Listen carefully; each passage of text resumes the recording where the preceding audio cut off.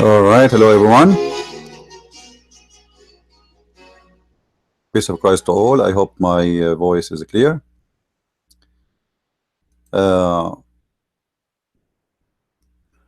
Today I opened my Facebook and I found a Muslim post made by a Muslim, and the post saying I love Jesus. I would like to see the Christians posting and saying I love Muhammad. You know, it sounds like friendly and nice to say of a Muslim and sound like something peaceful, but is it really what it is? Or it is just to see to deceive you and to play you and maybe to move your emotion and make you feel like, you know what, I want to give this Muslim a hug, but they are asking you not for a hug, they are asking you to hug Muhammad. And I searched on the internet and I found an article made in CARE, and you know CARE is an organization established by terrorists, and they are even deported from USA. The founder of CARE is a member of Hamas. And I found an article here. It says Jesus and Muhammad are brothers.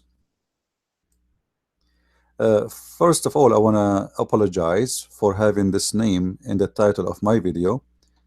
For sure, I mean no insult to my Lord. And actually, I consider this is an insult to the Messiah.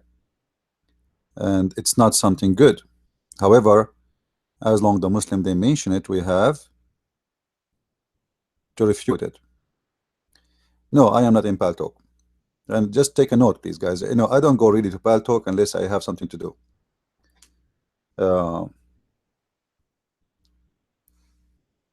I'm not even fan of Paltalk. Because my experience with Paltalk, there's a lot of people there. They have mental issues, and a lot of weird people. You know, you don't know even why they are fighting you. You have no idea why even they hate you. You know, so Paltalk is not really my favorite place. However, I don't hesitate to use all kind of tools in order to deliver my message. So Paltalk is not for me. It's not, you know, Paltalk is a program for chat, and I don't do chat. I have a mission. I have something to say, and any platform will give me that opportunity. I use it. But I'm not really in favor of Paltalk. But Paltalk, for those who do not know, have a big section for porn. Maybe you do not know because maybe you never thought about it. So Paltalk is not really even a good program. You know, you have to be careful if you have kids at home and if you are using Paltalk. Anyway, this is not our topic. Subscribe to this channel, Christian Prince, and we have the other one, which Arabian Prophet. I will post a text using Arabian Prophet name. Subscribe, because soon we will start broadcasting there too. Here we go. It's my name, the Arabian Prophet, the other account. Be sure you subscribe for both, so whatever we start broadcasting, you will be informed.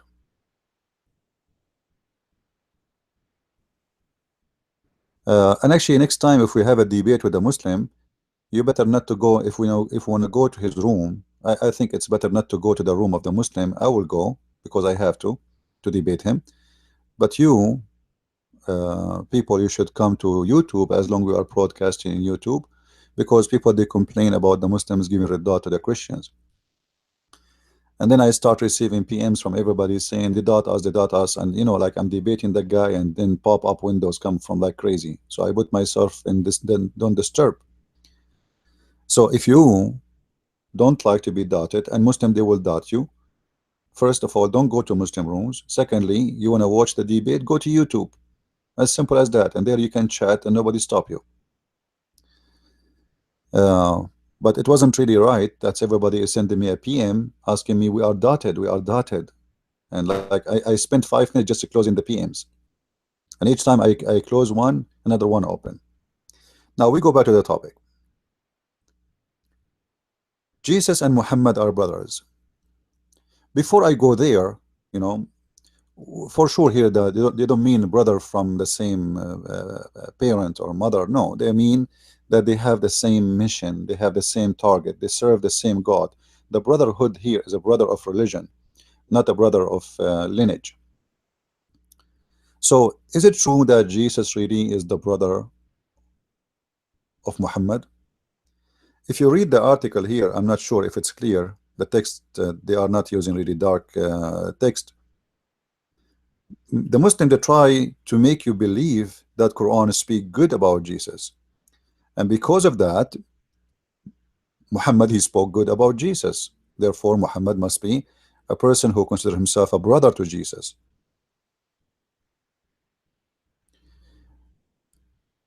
Once I have somebody in my door, and he knock at my door, and he have a badge, like an ID, and he says we are a sister company of etc. utility company, and we would like to see some of your bills. So I said, why a sister company need to see my bills in order to know what I have? Why you don't go your sister?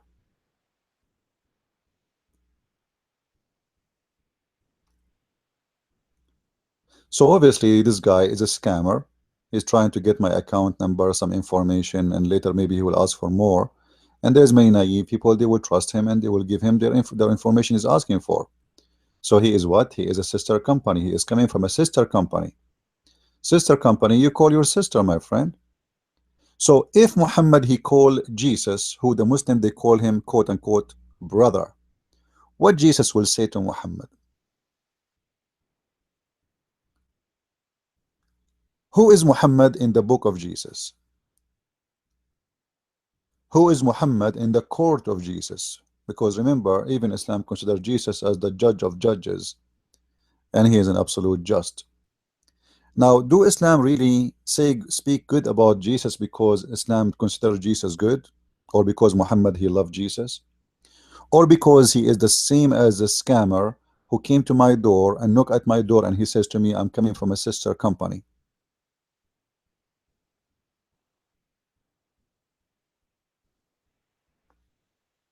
You know what I mean?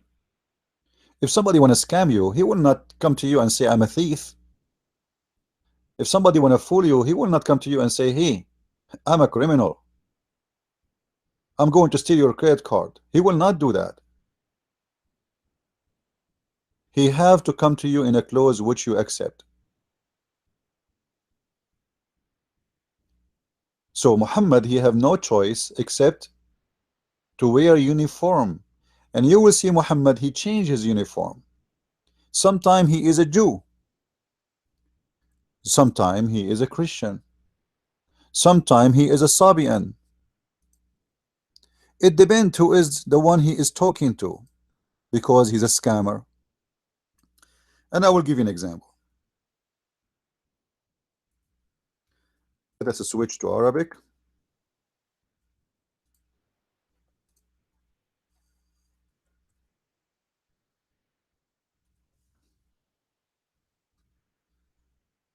In chapter 2, verse number 62, it says, إن الذين آمنوا والذين هادوا والنصارى والصابئين ومن آمن بالله واليوم الآخر وعمل صالحا etc. What this verse is saying exactly? Let us read and see the Muslim translation. Those who believe in the Quran, that's mean the Muslims. This is whatever you see between brackets, Muslims, they put it there, it's mean it's an addition, it's not there. But he's trying to tell you what he meant. And those who follow the Jewish scriptures, and those and the Christians, and the Sabian, and any who believe in Allah and the last day, and work righteousness, shall have their reward with their Lord. Hold on. This verse is totally the opposite of the whole Quran. But in this stage, Muhammad, he was trying to play the scammer so he can get inside your pocket, inside your house, and he can fool you and say, I'm not against you. So look here, the collection of religions Muhammad he is putting together, or let us say the collection of beliefs. Whoever believe in the Quran, those are the Muslims. Then whoever follow the Jewish scriptures, those are the Jews. And the Christians, because we believe in the Jewish scriptures too. And here he add, and the Christians. But he did not stop here. He stopped with the Sabians. And that is exactly what I need to prove to you, that Muhammad is nothing but a scam. Because how the Sabians, they will go to heaven. The Sabians, they worship stars and they worship gods, not one God. Some they will say to you there is two kinds of Sabian, there is Sabian, etc. We know exactly Muhammad is talking about who. Sabians are Sabians. Actually, the Quran in different locations speak about the Sabians, but because Muhammad is an ignorant, he have no idea what he is talking about as usual.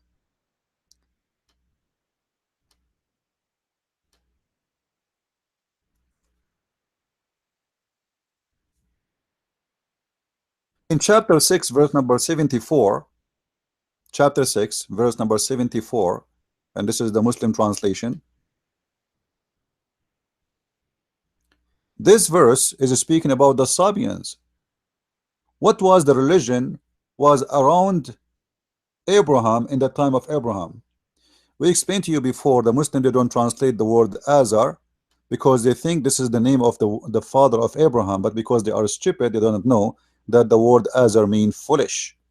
So Lu Abraham said to his father, foolish. The stupid Muslims think that Azar mean, or it's a name of his father, but it's not. So father Abraham, he said to his father Azar, which means he said to him, foolish. Are you going to worship idols, gods? Huh? Those are the Sabians, according to the Quran. I challenge the Muslim to tell me Abraham, according to this verse, was talking to who? Aren't they the Sabians? So how the Sabians here, they are kuffar, they are people who worship idols, they are bad, and Abraham, he don't want them, and yet in different verse the Sabians will go to heaven. How this happen?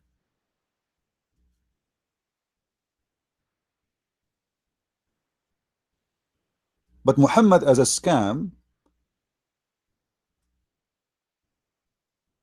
you know, Muhammad is the same as someone he work in politics. He is Democrat with the Democrat. You remember Obama? Obama, he went to Jerusalem, he wore the Jewish hat and he was praying in the front of the temple. And even he wrote a paper and he put it in the wall, as a tradition of the Jews they do. When he spoke to the Muslims, he was a Muslim. Allahu Akbar, Alhamdulillah, wa la hawla bismillah, you know, and he started quoting Quran. When he speaks to Christians, he's a Christian. He went to Christian church, African Christian church, and suddenly he became a good believer. When he's with the atheist, he make fun of the Bible. When he is with the gays and lesbian, he is a gay and homo. That's exactly Muhammad. Muhammad in this stage was trying to collect as many as he can to fool. So with the Sabians, he said to them, don't worry, Sabians, you are good, you are okay, you will go to heaven. Okay, well, hold on. If the Sabian and the Christian and the Jews, they are going to go to heaven based on this, Why we need Islam? Anyone can tell me? Why even we need Muhammad? Are you getting my point? If this verse is accurate, and those look how stupid Muhammad is in this scenario, and those who follow the Jewish scriptures, don't the Muslims they say that the Jewish scriptures and the Christian scriptures are corrupt? How you can say to them, if you follow it, those who follow it, they go to heaven, if they don't have it, no more?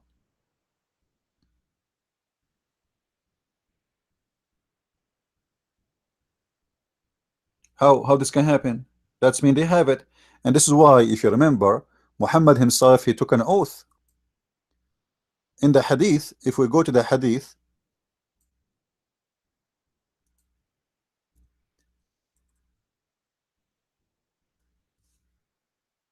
Muhammad, he took an oath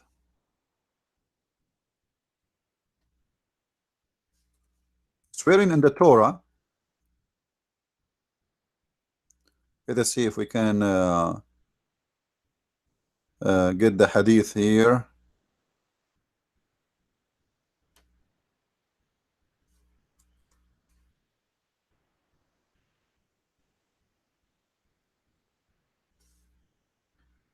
Uh,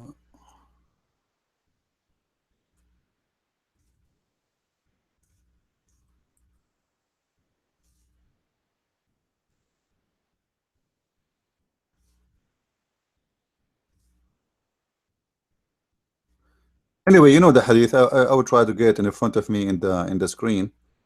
This search engine sometimes is not really too much accurate. Anyway, so Muhammad, he put his hands over the Torah and he said, I swear by thee and the one who sent thee. So Muhammad, he swear by the Torah,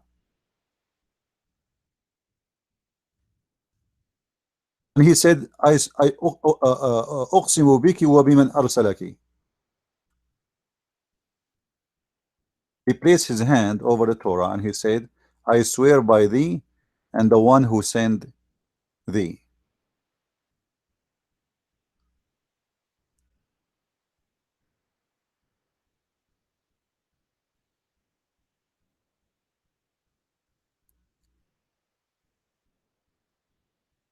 So if the Torah was corrupt, why Muhammad was taking an oath by a corrupt book?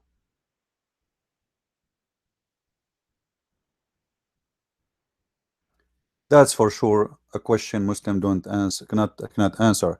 And actually, once in a chat room, there was a guy. He's you know, he's a very stupid.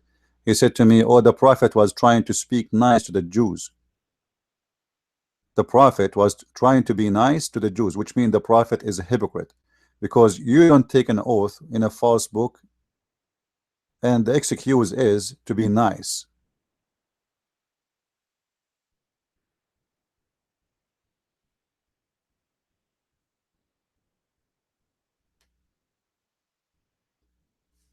You swear only in a book if you believe in the book. The second you put your hand over a book and you say, I believe in thee, I swear by thee, that's mean you believe in this book, and there is no way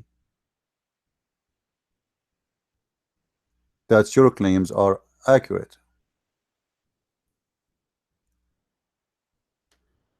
If you go to any Muslim website to see how the Muslims answer this issue about Muhammad swearing by the Torah, they will give you the most funny answers ever you can imagine. I'm just trying to find the hadith. I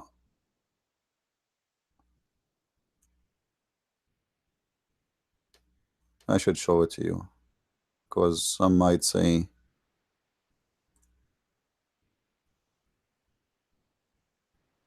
here we go.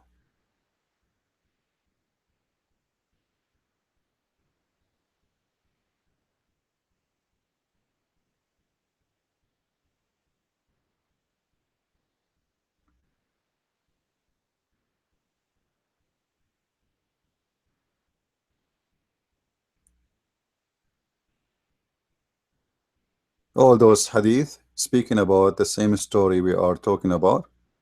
And here Muhammad is taking an oath saying, I swear by thee and the one who saved thee. And look what he said.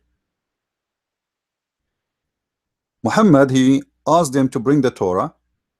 Then he would draw the caution from his from beneath of him and place the Torah on it, saying what? Read with me. Read with me. I believe in thee and in him who sent, who revealed thee. The Muslims, they cannot say he was believing in the cover. He said, I believe in thee, in the what? In the book. And this is a clear proof that Muhammad, he is saying this book is absolutely accurate, and not only he is taking an oath in it, he is witnessing that I believe in thee. So the Muslim, when they say to us the Torah and the gospel are corrupt, that will be contradicting to their prophet behavior.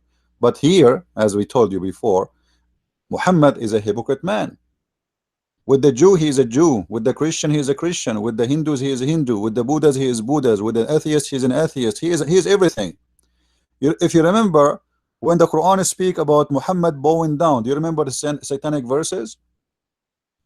If you remember the satanic verses, Muhammad, he bowed down to the satanic verses, to the idols, and worship them. And his excuse is Satan, he threw those words in the tongues of Muhammad.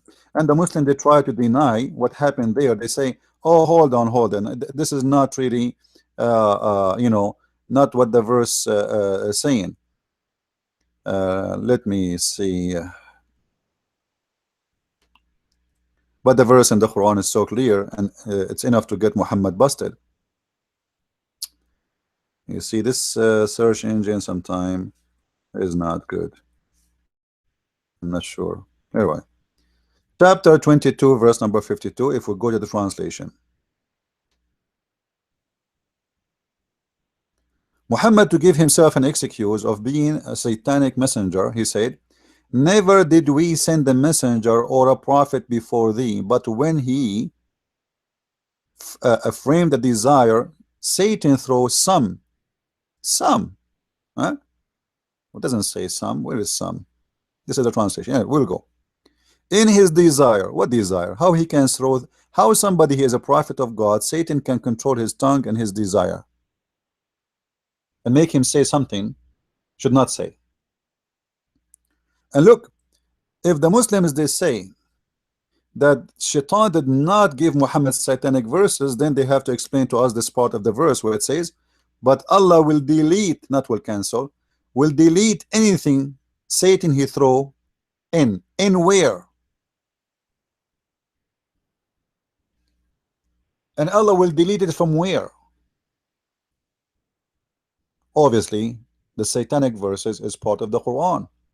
So Muhammad, in this scenario here, he's trying to make himself like, okay, you know what happened, and Shaitan, he was able to throw words in my mouth, and I bow down to the idols, and the Muslim, they were so disappointed because he was saying to them, we should not worship those idols. But when he was alone with the pagans, and he is a pagan, one of them, he was bowing down and he was praising the daughters of Allah. So the news reached out to all the Muslims around, and they noticed that he is being a hypocrite. So Muhammad here, he decided like, oops, what I did, I have to fix it. And how I can fix it? So he claimed that what happened, that Shaitan, he throw in his mouth satanic verses. And because he threw satanic verses, it's not his fault. And always Muhammad, when he want to defend himself, he use Allah. Allah is his shelf. He's in the kitchen. He go right away to the shelf. He gets something from Allah. So how Muhammad can defend himself after he did what he did?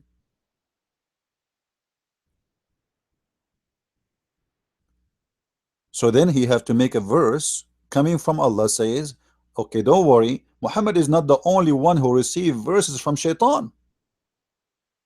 He's not the only one. All the messengers before him. And this is very funny. Can you name for me Muslims one messenger before Muhammad received verses from Shaitan? Who was that one who received verses from Shaitan? Nobody. Nobody.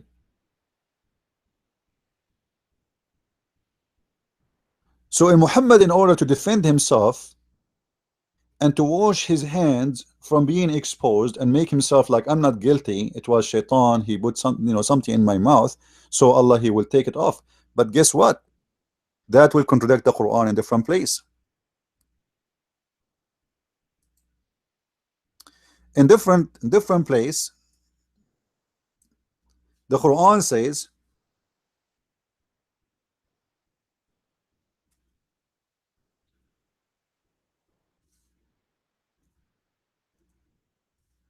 that Shaitan have no authority on anyone. He is a believer except the false one, except the filthy one. Chapter 15, verse number 42. Read with me. Allah said to Shaitan, Allah said to what? To Satan. This is a conversation between Mr. Satan and Mr. Allah, and looked like Allah was speaking in the mirror.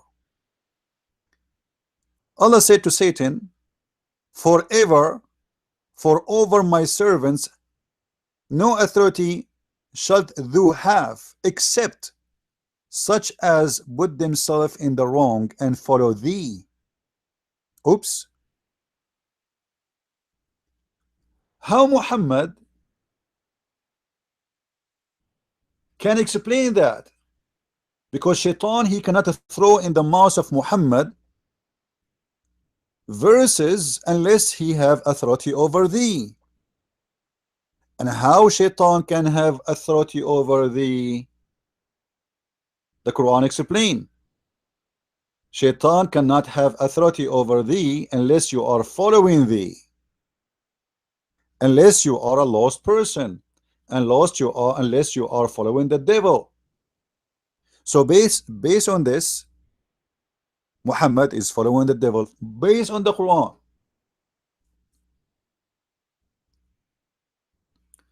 This is how funny and stupid Islam is.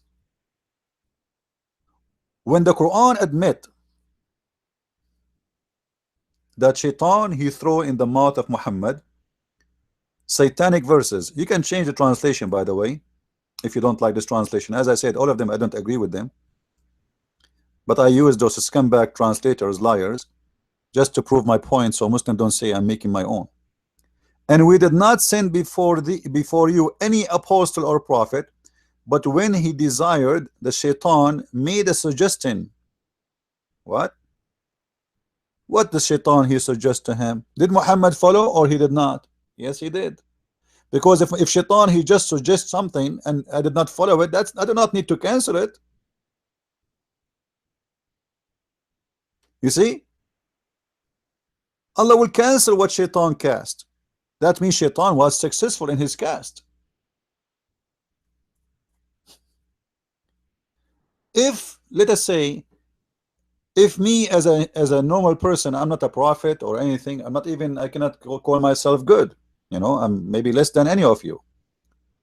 If Satan, he tried to tempt me with something and he cast in my mind something, do God need to cancel it? I mean, if I did not obey Satan anyway, cancel what? What do you mean to cancel? How you can cancel something nobody follow anyway? Unless Muhammad, he took what Shaitan gave him and he practiced it. And actually all the books, Islamic books, confirm that Muhammad, he did follow the cast of Shaitan. And this is why the Shaitan was able to give Muhammad the verses, and then the Shaitan, the same Shaitan, now he changed his name. You see, Shaitan have two names. Sometimes he appear as Allah, sometimes he appear as Shaitan or Satan. So Allah now wanna make us relax, because Muhammad get exposed.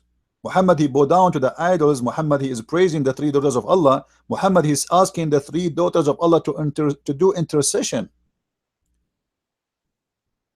So now Shaitan, or Satan, he changed his uniform, he came back as Allah, and he says, okay, don't worry about what Muhammad did and what happened to him. This is normal to happen. All prophets before him, they have the same problem. Shaitan, he cast in their mouth words. Okay, don't worry, I'm going to cancel it. Question to the Muslims: what Allah cancel from the Quran? Another way, satanic verses Allah cancel. As long as the Muslims agree that Muhammad was under the influence of Shaitan and he cast in his mouth satanic verses, and Allah says, I will cancel it. Okay, what he cancel? How we know what Allah will cancel? Why Allah don't say to us what he exactly will cancel?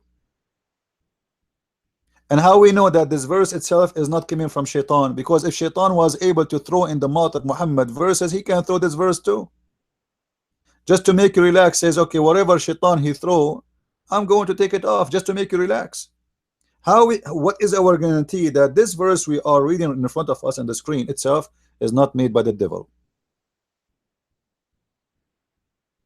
Now, going back to our topic about Jesus being the brother of Muhammad. Based on what we showed you, Muhammad himself, from his own words, he did judge himself and he exposed himself to be a false prophet. Because of the Quran, and this is the mouth of Muhammad saying those words, that Shaitan have no authority over any man unless he follows Shaitan. So how Shaitan was able to control Muhammad and throw in his mouth verses and satanic verses and even make him bow down? In the same time, you will see Muhammad, he admit in the hadith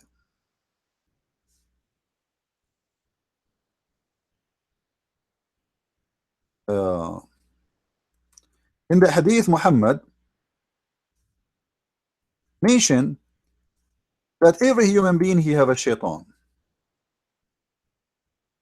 Every human being have a shaitan. And they ask him, Muhammad, even you? Even you? He said, even me. But look what he said about the Satan which is belong to Muhammad. Abdullah ibn Mas'ud reported that Allah the messenger said, there is none amongst you which whom is not attached from amongst the jinn, the devil. They, the companion, said, Allah messenger, would you too? Would you too? Thereupon he said, yes, but Allah helps me against him, and he command so I am safe from his hand, and he does not command me but to do good. Muhammad is saying that there is a devil. Every human being have a devil as a companion, and Muhammad himself have a devil. But this devil, Muhammad, he got the help of Allah against him. So this devil command Muhammad to do good. Have you ever heard of a prophet say that the devil command me to do good?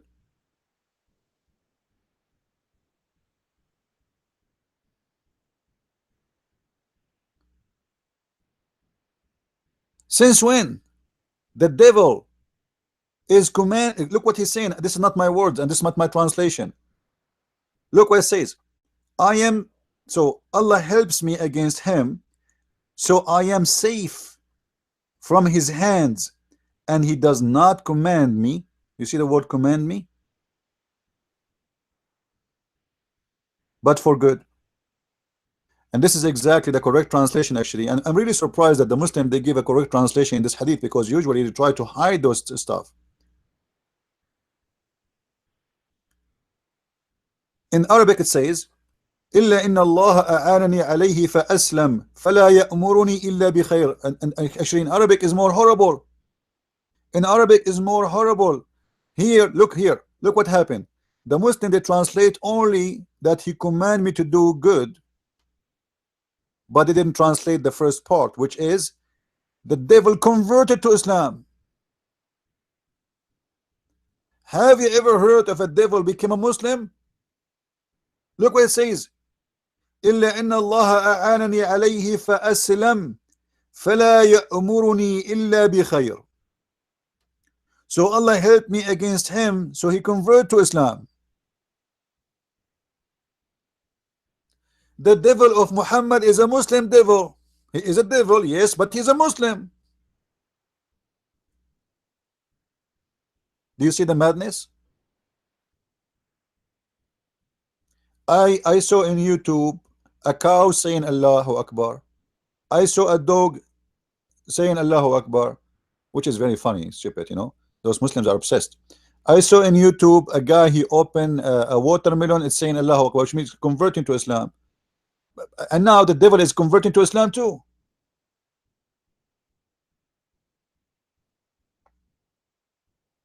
Now what Jesus said about the devil, what Jesus said about the devil is very clear. He said all lies come from the devil. The devil is no good. There's no one can say the devil is good. The devil is the father of all lies.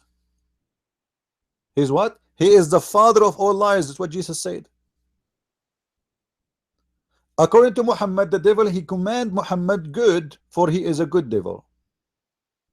So how Muhammad and Jesus, they can meet and they can be brothers? Now for sure we have tons of verses from the Bible where the Bible speak about that Muhammad does not fit to be, even for a second, to be even loved by God. Like, you know, some Christians, they abuse the word love, like God loved the world. Yes, what the Bible says that, absolutely, I believe in that. God, he loved the world, but does God love Muhammad? Let's see what the Bible says, and be careful about saying what people say. Don't, you know, don't repeat what people say to you blindly. Don't be a fool. Many Christians, they keep repeating words and they have no reason to repeat them without knowledge what they meant. So I wanted to make a question, and this question is so clear.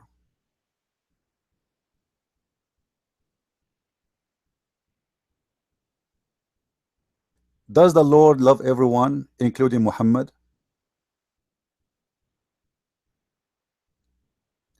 Based on the Bible, no. But obviously, people don't want to see what's happening. People don't want to see and want to read. They want only to read a verses they like, and they ignore the other verses which they don't want to talk about.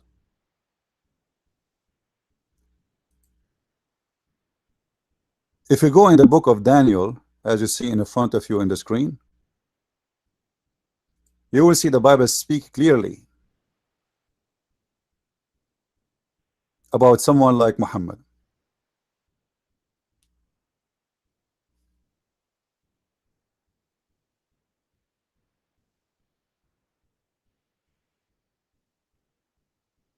Did Muhammad kill Christians?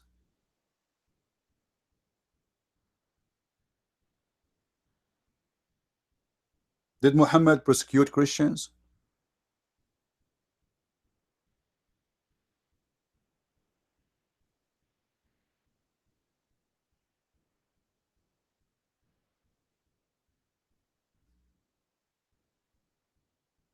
Did Muhammad say in the Quran in chapter 9 verse 29, fight those who don't believe in Allah from the Christians specifically and the Jews?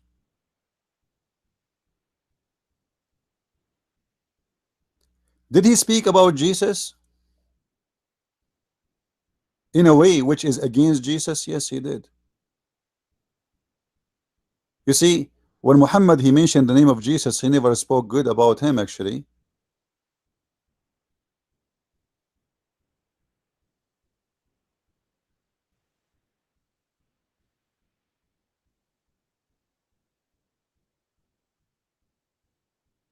Muhammad,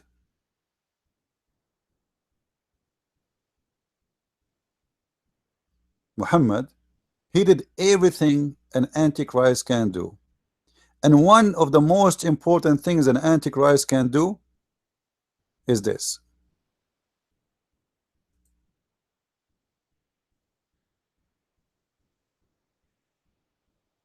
Who is the antichrist? Who is the liar? Who is what? Who is the liar?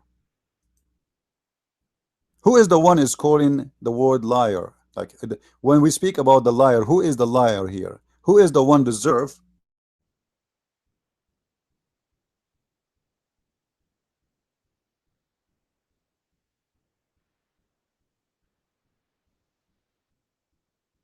to be called liar?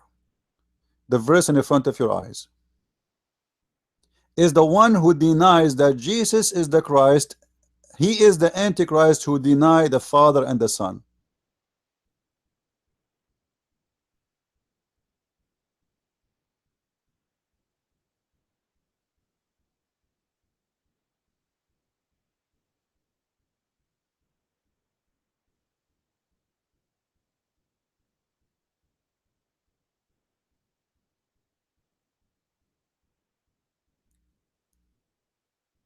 Isn't it clear?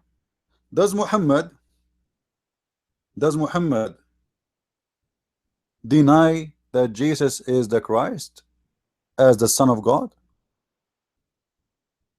You see the sentence in the front of us here is very clear. If Muhammad he said that Jesus is the Christ is not enough. He have to agree that the Christ is the Son of the Father. So who is the liar? It is him who deny that Jesus is the Christ. He is an antichrist who denies the Father and the Son. And this is exactly what the whole purpose of Muhammad religion is, to deny that Jesus belonged to the Father and he is our Lord in the flesh. This is the whole purpose of Islam when it's come to Christianity. So does the Father, does our Lord love Muhammad? Absolutely not. Who is the liar according to the Bible? It is the devil.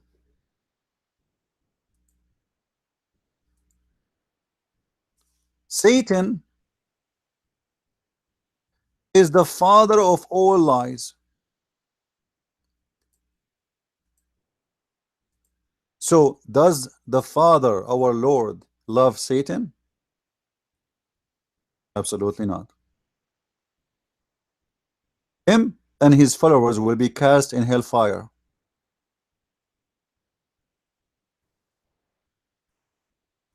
So when some Christians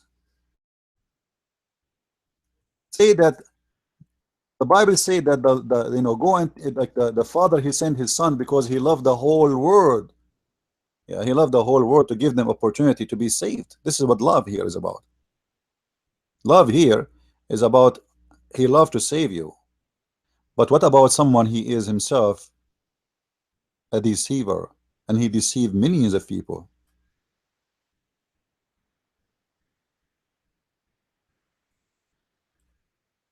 The Father will love him?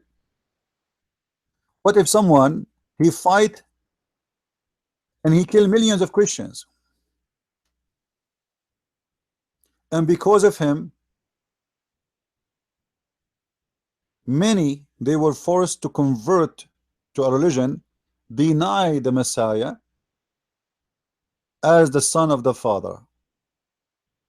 That is someone God he loves him? Absolutely false.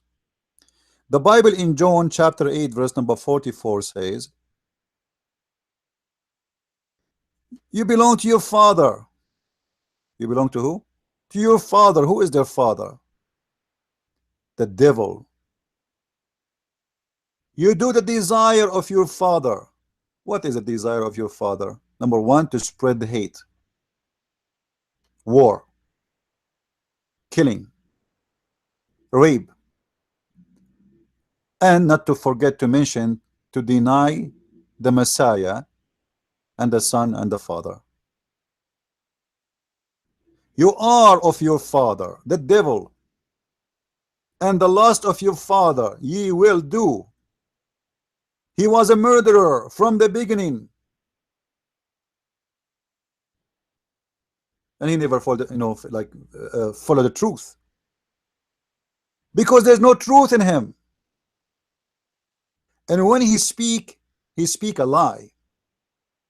He speak from his own, for he is a liar and the father of it. Who is the one who's talking there? That's our Lord.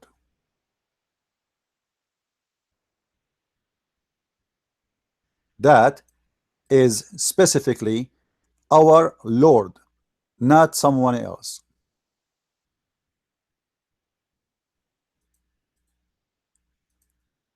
And I find that this verse specifically is perfectly made to speak about someone like Muhammad.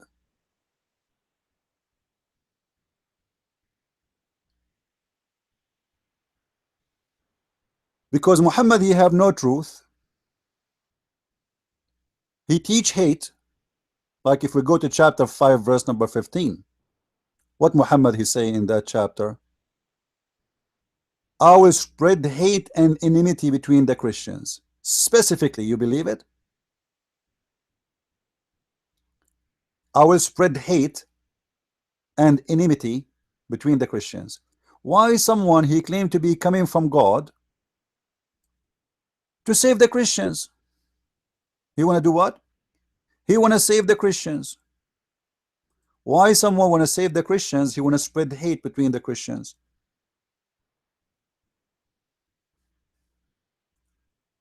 How this can happen? What is the purpose of salvation of spreading hate between the Christians? Is that will save them? No. Is that will make them hateful? Yes. Is that will make them good? Absolutely not. So what the purpose of spreading hate between the Christians? What is Allah trying to accomplish by spreading hate?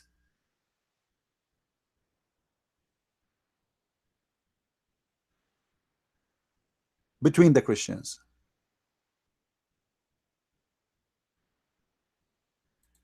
I challenge any Muslim to tell me what the purpose, what for, how this can happen. For a very simple reason.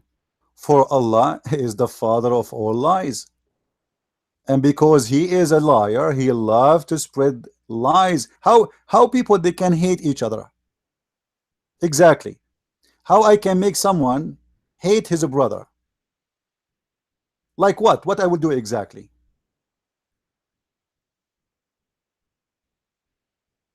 Hate always is spread by spreading lies.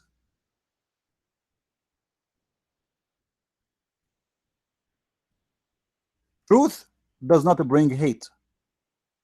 Unless I make two people, like spread lies between them, say this guy he want to kill you and this guy want to kill you, so each one of them they will go against each other and they will kill each other. And then they will start hating each other. So what Allah will do,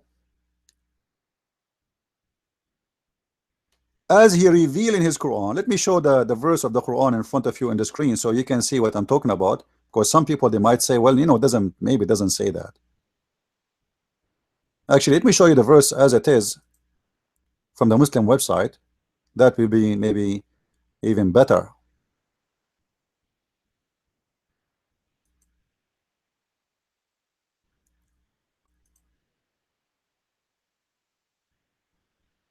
From those two who call themselves Christians, we did take a covenant, but they forgot a good part of the message that was sent to them.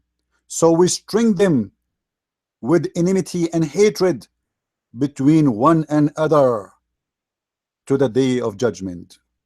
Hold on. I challenge anyone he claimed to be a Muslim to explain to me what is the wisdom of stringing someone he is lost. Supposedly those Christians are lost, right? Okay, we will go with you. What is the purpose of stringing people with hatred?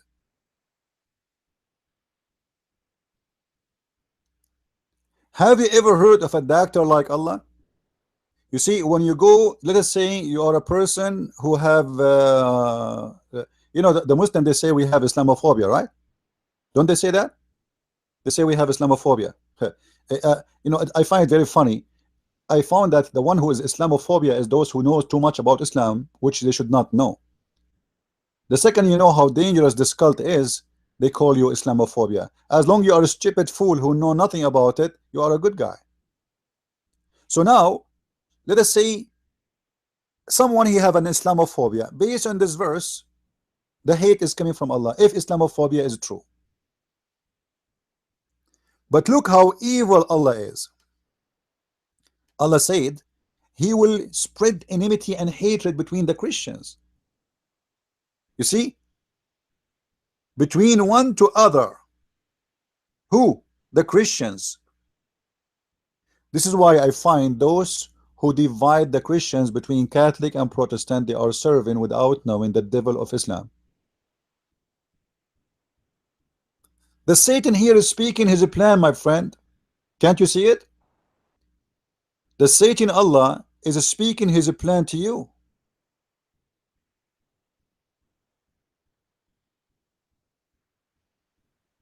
The Satan of Islam, Allah is saying to us exactly what he will do between the Christians. So when you fight your brother in Christianity, you are exactly serving the devil Allah. This is why you will never see Christian Prince approving anyone he divide the Christians.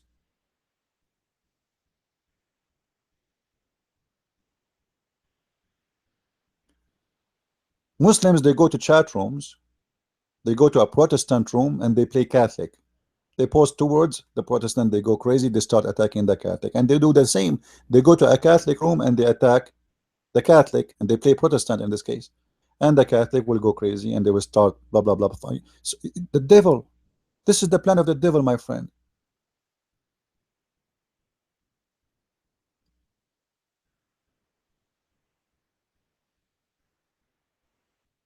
A true Christian, he don't need to agree with someone is wrong, regardless if it's a Catholic or not.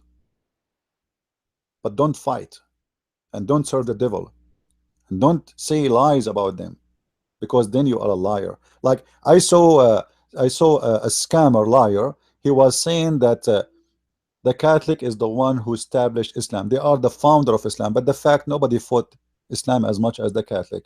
Who is the crusade? Who is the crusade? If the Catholic is the one who founded Islam, who is the crusade then? Madness, stupidity. I saw one from the Seven Adventist cult saying that the Catholic, Khadija was a Catholic. You believe it? And she was a Catholic nun. And Khadija, she have 3 husbands, you idiot. She have tons of kids. She have a truck of kids. Those people, they are serving Allah, spreading lies between us as a Christian so we can be divided.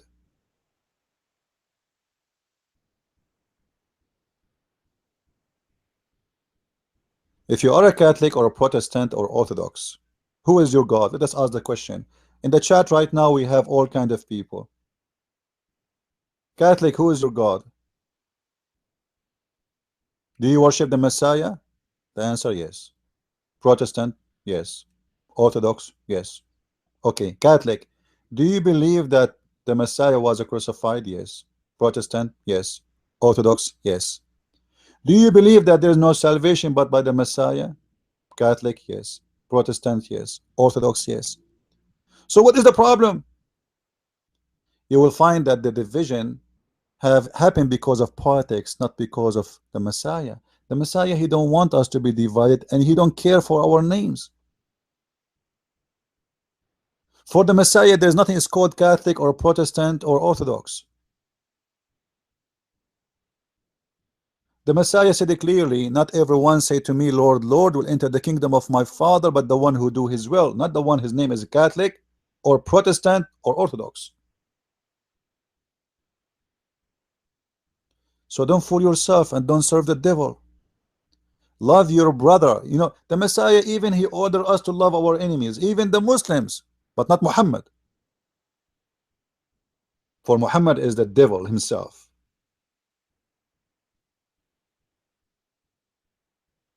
So you teach in your church that you should love Muslims, but you don't teach in your church that you should love the Catholic or the Protestant. That's a shame. We as a Christians, we've been ordered to love everyone except the devil. And Muhammad is the devil. And the proof is in the front of your eyes.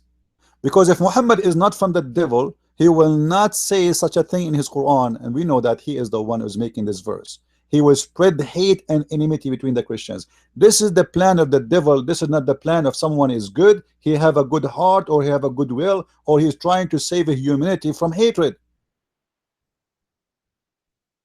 Can we save humanity from hatred by spreading hatred? No.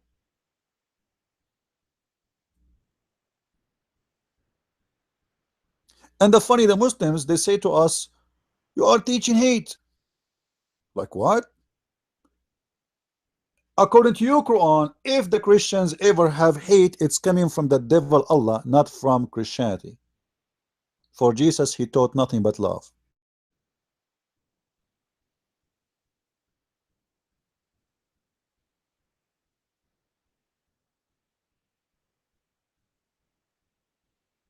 That is the message of Islam, my friend. It's in the front of your eyes.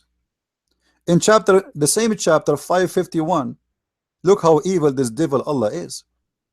The same chapter, we are in chapter of Al-Ma'idah, which is chapter number 5. Look what he said. Oh, who you believe, take not the Christians and the Jews and the Christians as your friends or protectors. Have you ever heard Jesus saying, don't take someone, don't talk to someone, don't be nice to someone, don't be hate someone just because he is not a Christian, he is not for? That's absolutely false. That's a very hateful teaching. If you cannot take me as a friend or a protector, what you will take me then? The answer is very simple. They are the enemy.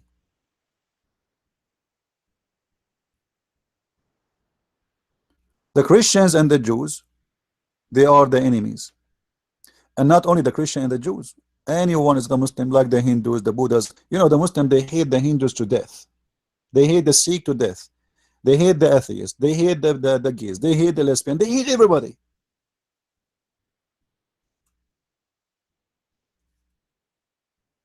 Because this religion is born of the devil. It's based,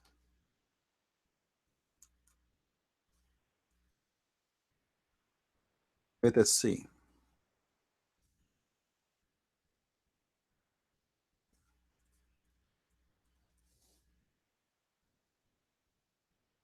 In chapter 60, verse number 1, look what the Quran says.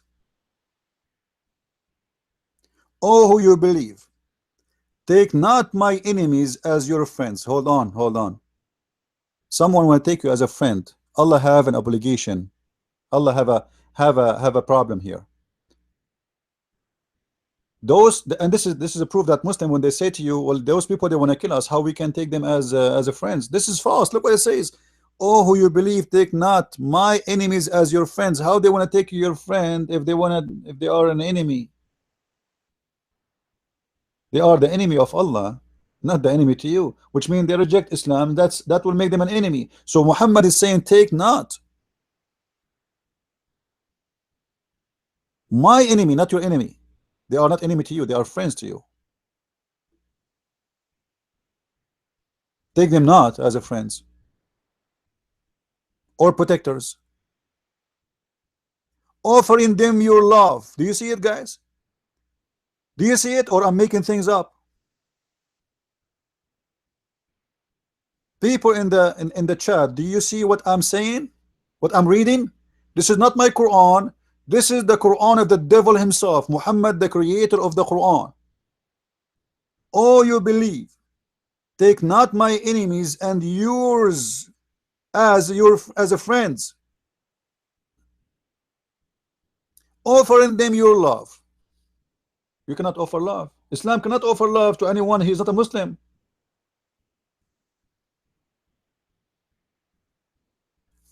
Islam is against offering love to non-Muslims. It's in the front of you. Even though, read with me, they have rejected the truth that has come to you and have driven out the prophet and yourself from your homes. By the way, hold on. How they want to take you, your friend, and how they drive you out of your homes? It's a lie, because there's no way somebody drive you from your home. He want to take you as a friend.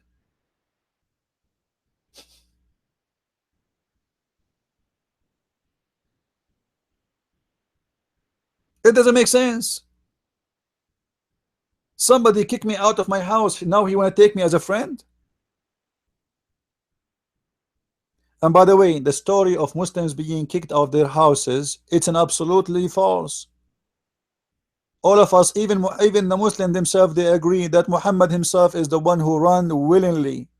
He ran. He asked even Ali ibn Abi Talib to sleep in his bed so he can run. Look how coward he is.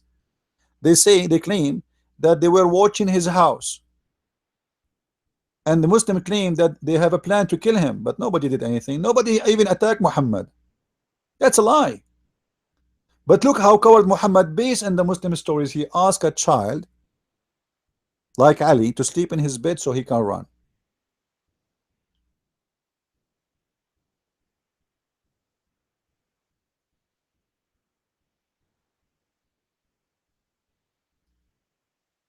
This is Islam.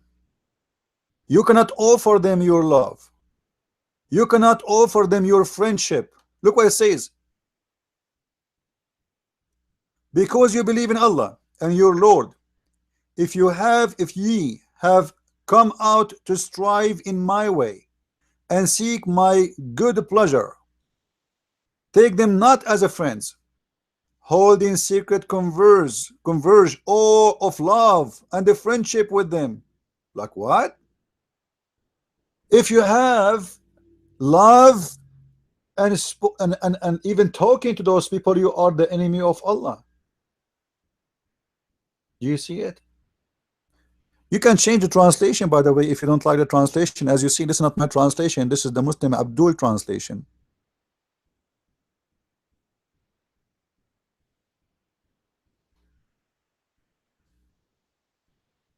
Choose any translation you wish.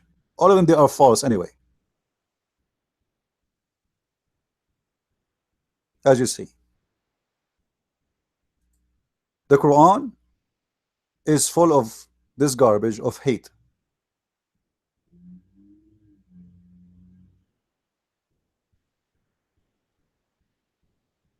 Yeah, because you know the Muslim translation is absolutely false. Don't ever trust a Muslim translation in anything regarding his religion. Never do that. So if we go back to the Bible,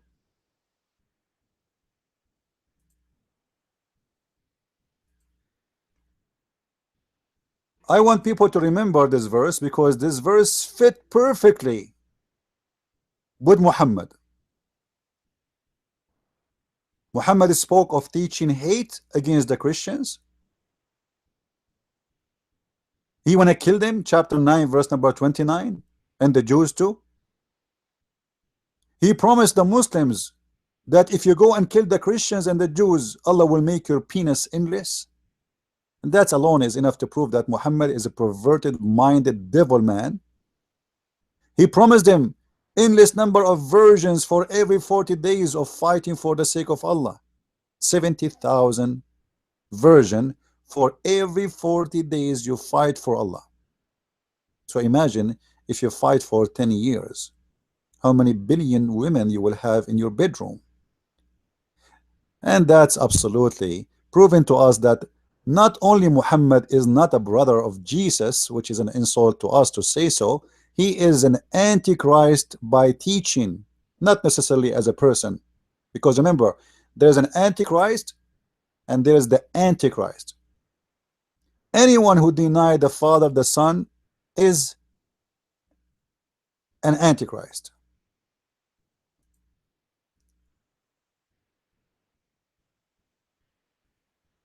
And Muhammad, he is a leader in the antichrist world. And the Bible call him specifically a liar. For the Quran deny the nature of Jesus. Actually, Muhammad, he said that Allah, he will marry him Maryam, the mother of Jesus. This is how filthy this man is trying to insult the Messiah. Imagine I love you and I say to you, I'm going to sleep with your mother. This filthy Muhammad, he want to sleep with the women she was exist 600 years before him. And you are telling me that Muhammad, he respect Jesus?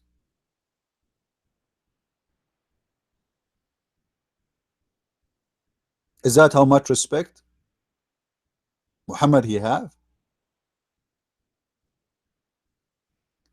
And not to mention that not only Muhammad he mistaken in understanding Christianity because he is a liar and he's a false person, even he mistaken the nature of Jesus according to Christianity. As an example, Muhammad he think that the Christians, they believe that Jesus and his mother is part of the Trinity. And for sure, this is false. If we go to the Quran in chapter 5 verse number 116, let us go there.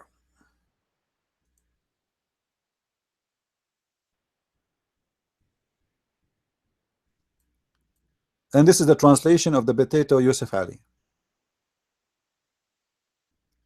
And behold, Allah will say, O Jesus, the son of Mary, did you say into men worship me and my mother as gods instead of Allah or beside Allah? Like what?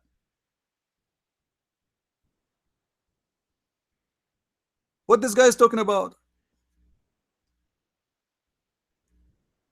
Let us change the translator.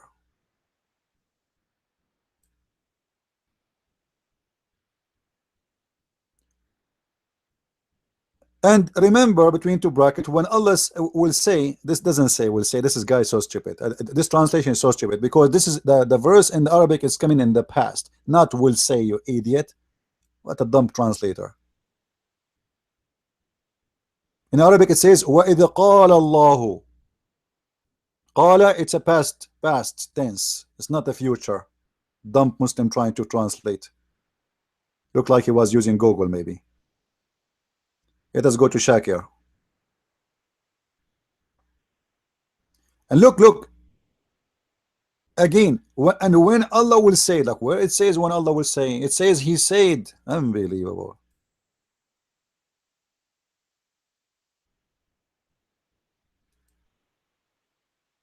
Let us see another donkey.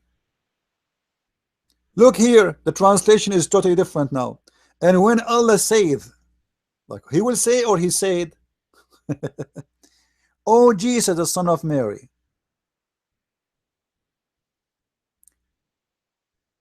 This guy, he put the word beside Allah. Beside Allah. The Quran doesn't say that. The Quran says min dunillah, instead of Allah. I mean, can you find me one Muslim translate the Quran and he is not being a donkey? Not even one. For very simple reason, none of those who translate the Quran are an Arab. You believe it? Yusuf Ali, Muhsin Khan, Potato, Tomato, all of them, they are not Arab, but yet they are translating the Quran from Arabic to English. Thank you for the computers and the software. So what the Quran teach, that the Christians believe that Jesus Confess in front of Allah, saying, I did not tell the people to worship me and my mother as gods. Now can you name for me one Christian sect worship Mary as God? Some will say to you, well, the Catholic, they pray into Mary. That's false. That's false. What the Catholic they do, they ask Mary to pray for them. They don't pray to Mary. How many of you ask your friends to pray for me? Like you say, pray for me, please.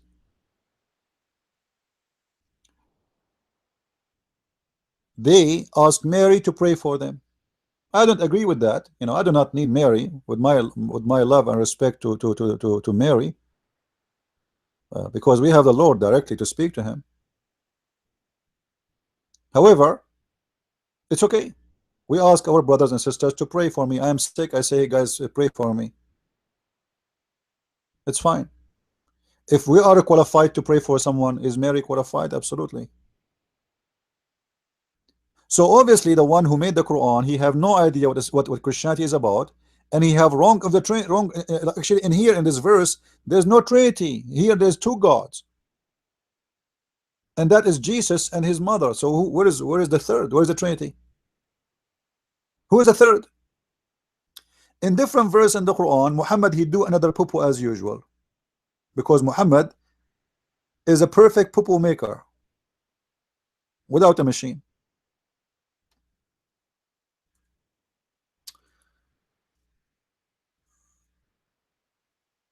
In different verse, the Quran claim that the Christians believe that the Messiah is Allah.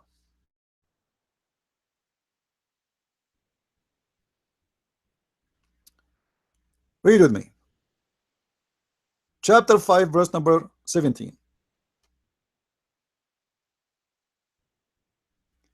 In a blasphemy indeed are those who say that Allah is the Christ. Hold on. The verse before it, you just said that they worship the Messiah and his mother as two gods. Here we have only one God, and that is the Messiah, who is Allah. What happened to the Trinity, and what happened to Mary?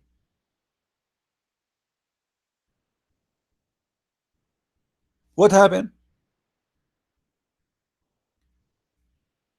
Based on this verse, the Christian believe in one God. And the only stupid thing Muhammad, he said that we believe in Allah. We don't believe in Allah anyway. There's no Christian who say that Jesus is Allah. Somebody will say to me, like the Arab Christians in the Middle East, they are using the word Allah when they speak about God because they've been forced to. But no Christian really believe that Allah is our God anyway. And no Christian believe that Jesus is Allah. However, let us go with the conversation. If the Quran confirmed that the Christians believe that the Messiah is Allah, that means they don't believe in three, they believe in one. They don't believe in two, they believe in one.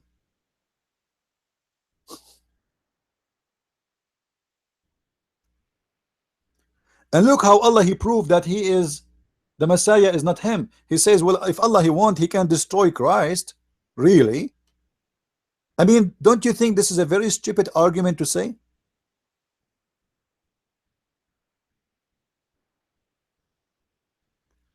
Let us say the Christians wrongly they are worshiping the Messiah. Why Allah says, if I want, I can destroy the Messiah? What the Messiah did exactly? Did he do any guilt to say such a statement? This is a very harsh statement. Why you want to destroy the Messiah? A Muslim, he might say to you, this is a statement to confirm the ability of God to destroy the one you worship. Well, still this is not an excuse, because why you want to destroy a prophet to prove to me that he is not God? Is that the way to prove it? What about you destroy Muhammad to prove to me that Muhammad is just a human? Just 2 days ago we were debating with the Shia. The Shia believe that Muhammad and his family, they are made from light. So what about Allah? He destroy Muhammad and his family and make them shish kebab so he can convince us that they are not light, and make them dust, and then we will see that they are dust, and then they will be will believe that they are not really from light. That's stupid to say.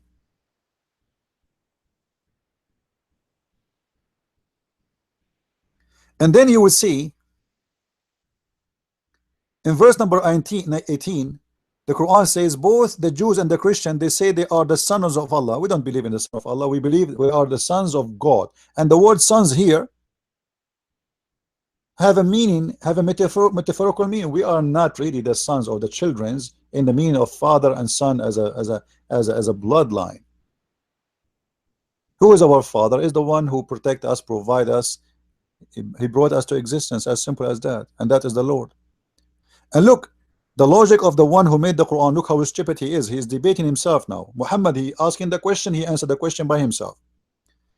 The Jews and the Christian, they say, we are the sons of Allah and his beloved. Say, why then does he punish you for your sin? Like what? The Quran here teach that if you are a sinner, because you are a sinner, God punish you by the Muslims. Because you are a sinner, God punish you by the Muslims, and that can be found in different verses in the Quran, where he says, قاتلوهم يعذبهم الله بأيديكم. Fight them, Allah punish them with your hands.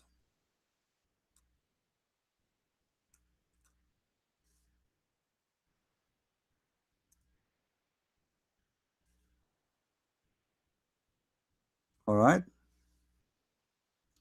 Chapter 9, verse number 14. Fight them, Allah punish them by your hands. So what Quran teach, that Islam is a punishment for those who don't believe in Allah. But according to the different verse, that verse we saw before, because of your sin, Allah punish you. The fact, I agree with this verse. And I will tell you how I agree with it. I agree that when people, they leave God, God don't protect them no more. This is why I believe that Islam is curse on those who don't follow God no more. This is why you see the European, they are suffering, because many, they became atheists. Many, they are fighting Christianity. Many, they refuse to have the Bible in their houses, and that make them very vulnerable for the Muslims to take over their children's. There's a vacuum in the house. The house is empty. God is not there. The devil is going to fill the space. This is why you see suicide, drugs, rape, killing, converting to Islam. All those are the symptoms of not being following the true God.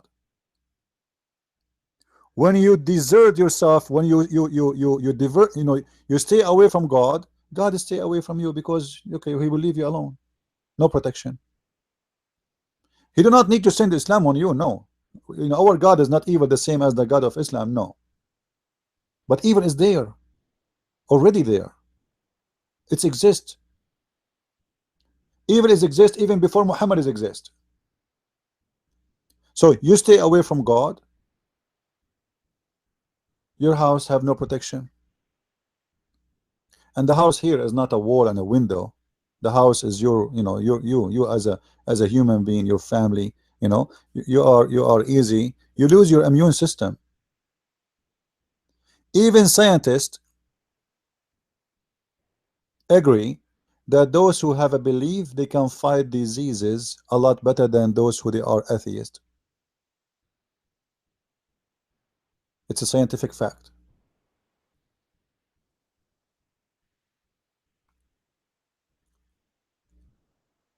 Based on this, if if Muhammad is the brother of Jesus, why Muhammad wanna kill the Christians and he wanna punish them by the hands of the Muslims?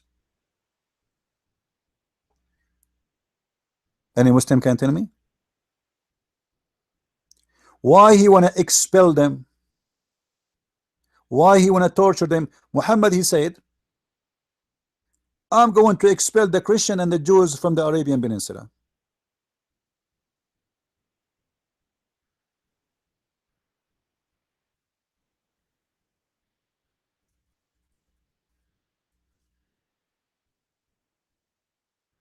Do you see it?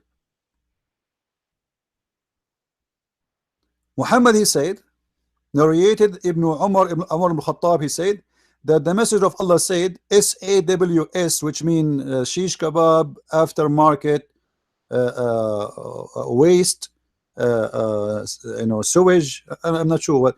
Said, if I live, if Allah wills, I will expel the Jews and the Christians from the Arabian Peninsula. This is genocide. You see, the Muslims, and the other day I saw someone, he's a Muslim, he says Christians are criminals. Who is Hitler? The fact, who fought Hitler is the Christians, and you Muslim, you took his side and you fought in his army. Isn't it the Muslim from Bosnia and Albania and the Ottoman Empire and from everywhere, they joined Hitler in his war? You forgot?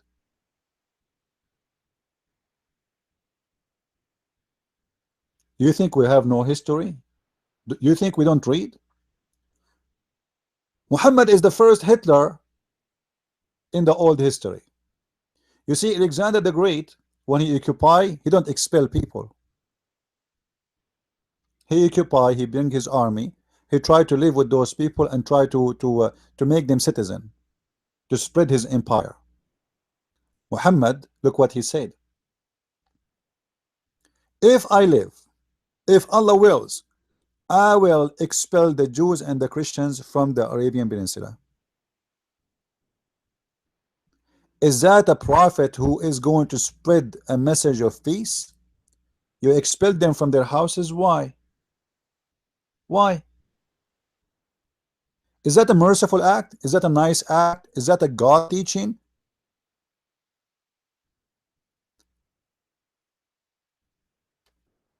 Once I was doing a seminar, and a Muslim Abdul, he put his hand up and he said, he thought he is going to put me in the corner. He said, okay, I saw your book, and your book have an you are defending you have a flag of Israel, something like that.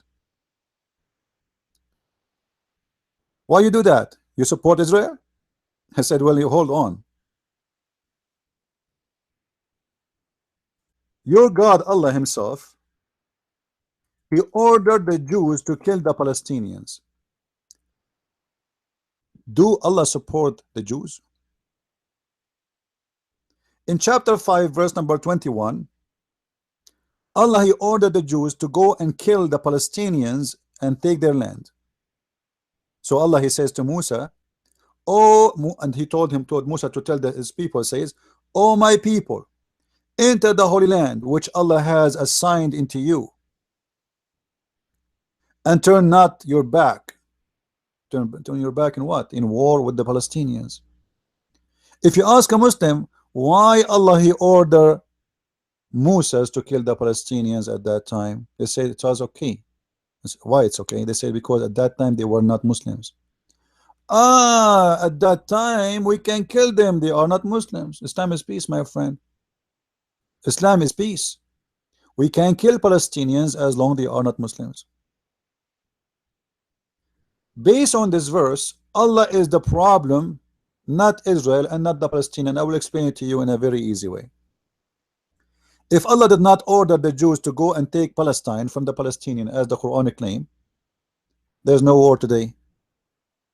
Why Allah did not say to the Jews, go and take Alaska? It was empty. Actually, until now it's empty. Like the total population of Alaska, I think not even 500,000. Why Allah did not tell the Jews go to a place where nobody live? The Arabian Peninsula is empty. The desert of Syria is empty. There's many places. Why Allah told them to go and take that place? Based on the story in here.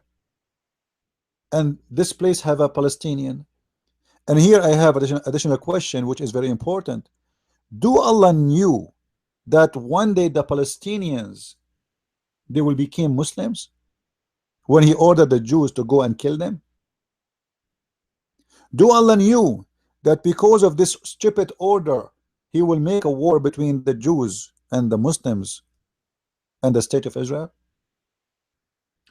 Do Allah knew? Absolutely he don't.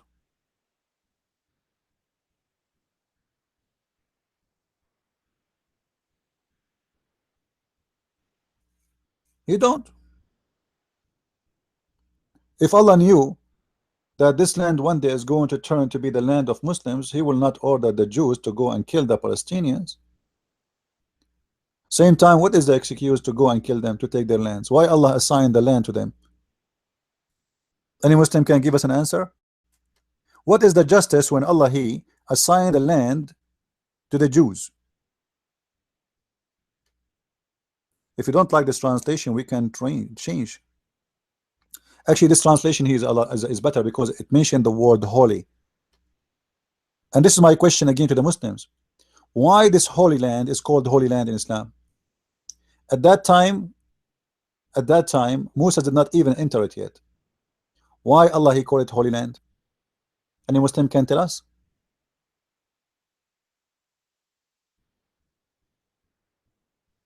Why it's holy land? There was a Kaaba there. What make this land holy? Any Muslim can tell me? If you want to tell me because Muhammad he went there in the top of his horse, this is long before this happened, supposedly in top of his donkey. This is in the time of Moses. Why it's holy? Any Muslim here?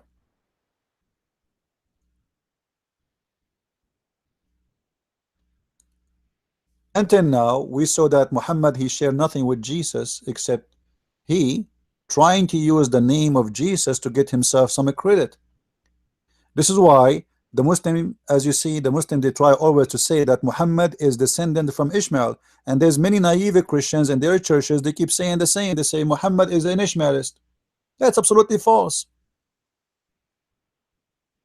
Ishmael is the son of Abraham. Abraham is an Aramaic. His wife, she is Hajar. She is an Egyptian. The son is an Arab. Imagine I went to China and I marry a Chinese woman, and then I say I'm the father of the Chinese. That will be the most stupid ever thing you can even hear.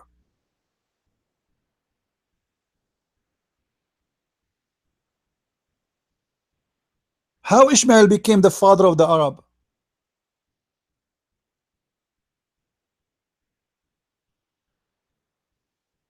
By the way, the Arab are not even an ethnic, and I explained that before in a video. Arab is a people who live in the desert, have nothing to do with any ethnic.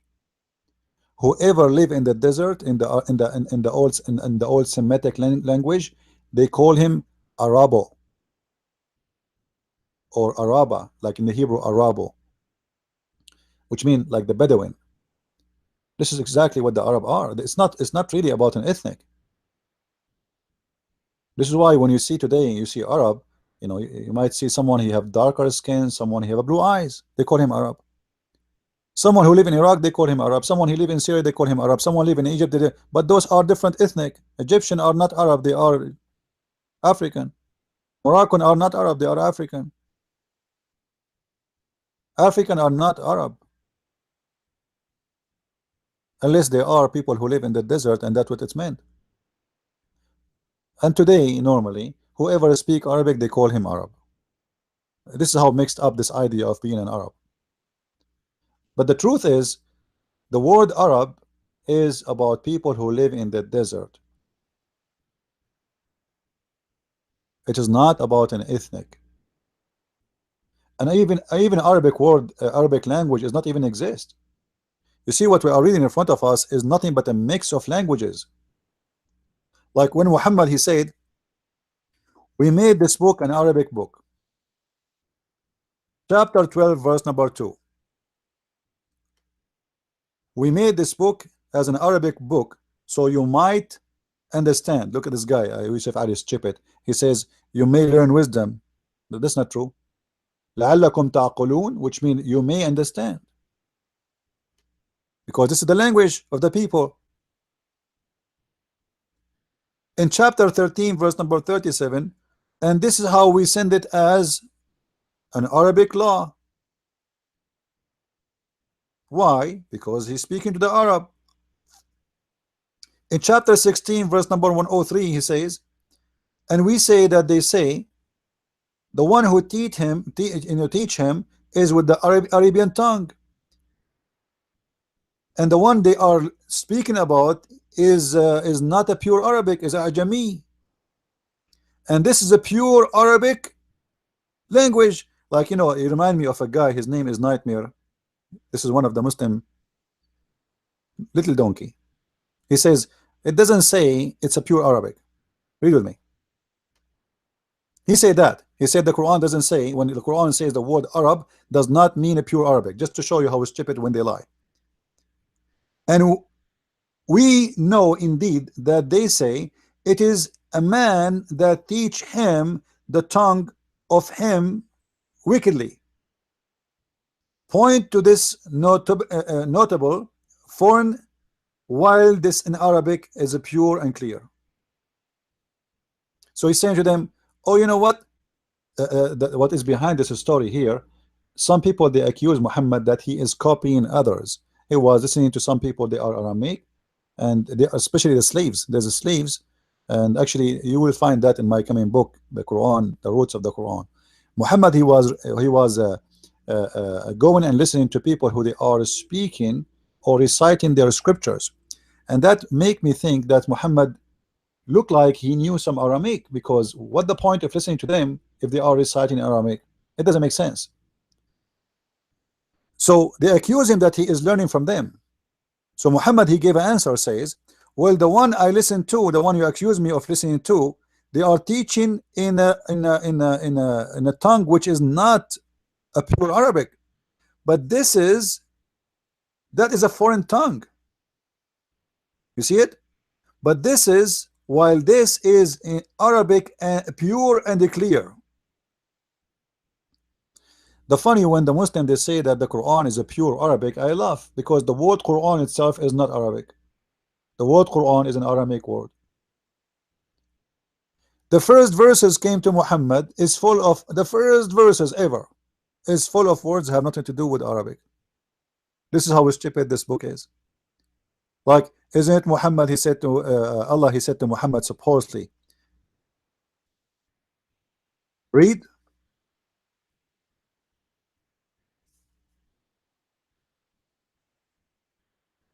Chapter 96, verse number 1, 2, 3, 4, etc. It says,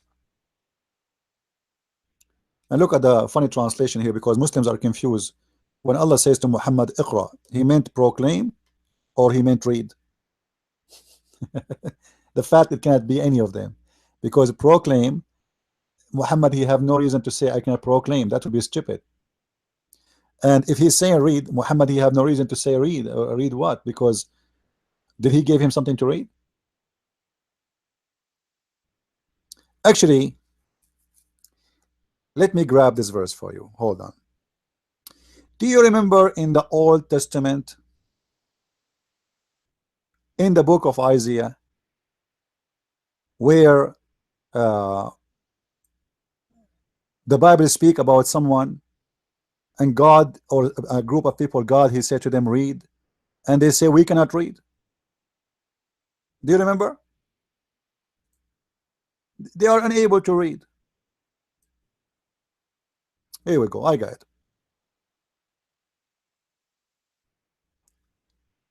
Read. And by the way, the Muslims, they say to you, this is about Muhammad, which I agree. This is how stupid, naive those Muslims are. They say this is about Muhammad. In Isaiah 29, verse number 12, and I believe that Muhammad was, as an ignorant, stupid person, he thought he can quote this and make it is about him, but because he do not know that this is about the false prophets, and the book is delivered to him that is not learned, saying, read this, and then he answers saying, I pray thee, and he says, I am not learned. Do you notice where this story is coming from? Is the text clear? Is the text clear, or should I make it bigger?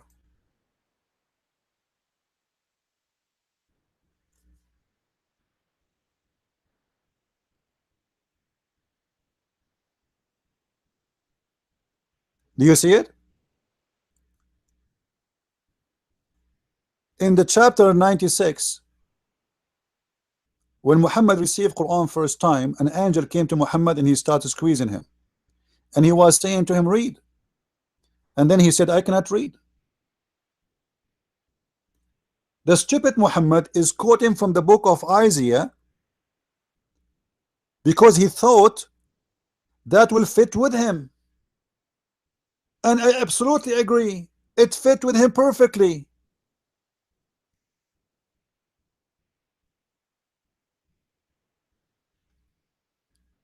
Why it's fit with him perfectly? Read what the verse is saying. The Bible is so clear. This verse is speaking about those who worship the Lord with their mouths, but in fact they don't even hear him, they don't even listen to him, they don't even honor him. They worship the Lord with their lips, but they don't honor me, but have removed their heart far from me, and their fear and their fear forward me. That is Muhammad.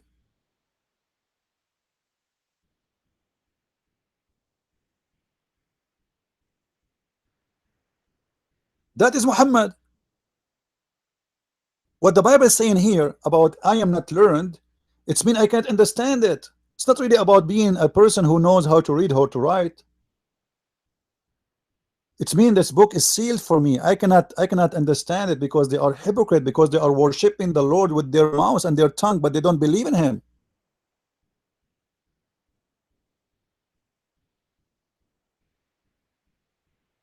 So Muhammad the thief, because he is a liar, he is a thief.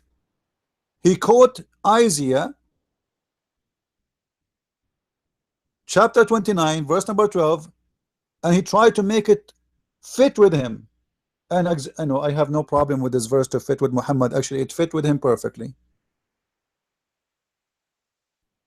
And the Bible say clearly that this kind of people, those false prophets, God will punish them. Read it.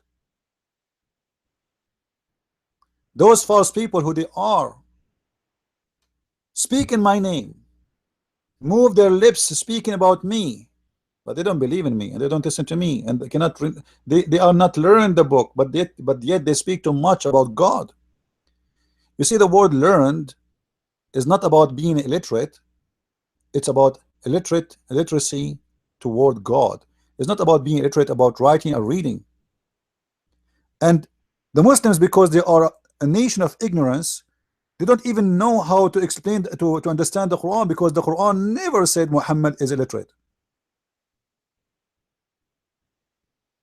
I never saw a Muslim he understand his Quran. Anyway,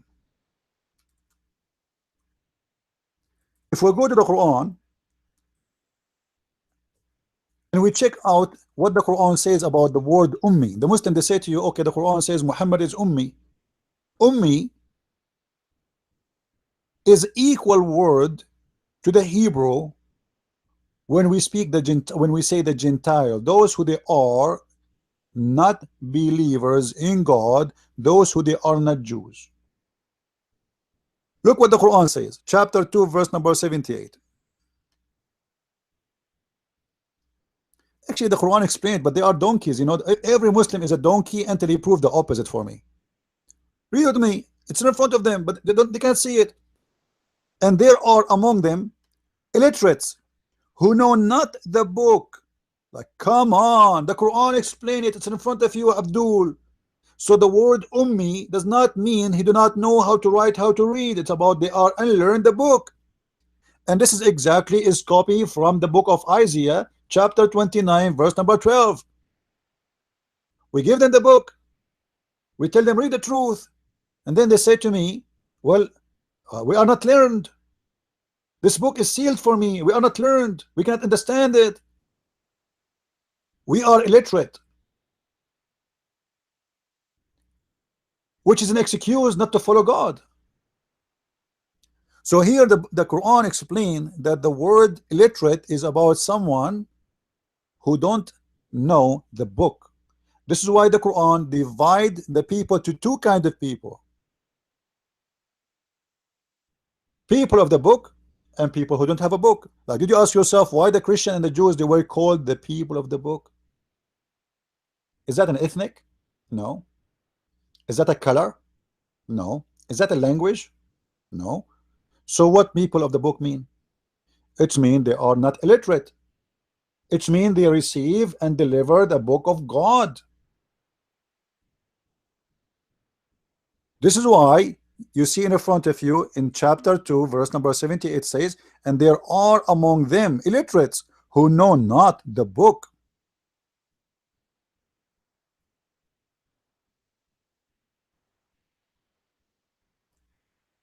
And it doesn't matter how many times you explain to the Muslims, still they are not going to receive because they are blind, following a blind.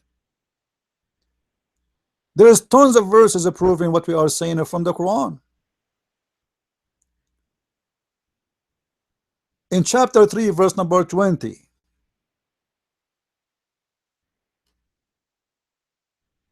so if they dispute with thee, say, I have submitted or surrender my whole self to Allah, and so those who follow me, and say to the people of the book, why they are people of the book? Because they are not illiterate. And those who they are unlearned, do you see it? The same word in Arabic, ummiyin. Quran dividing the people to two kinds of people. There's people of the book, which means they have book, they are learned. Learned about what? About God. This is not about knowing how to write, how to read, you idiots. Muslims, wake up. I don't know, sometimes I feel like a Muslim, when he is a Muslim, he is like someone you know, you need to put a liquid in his head. It's like a radiator in the middle of a freezing winter, and his head is frozen. Like you talk to him, he say like, huh? What? Huh? No, I don't believe you. No, but he's not listening. Even though you show them all the proofs in front of their eyes, still they don't want to see it.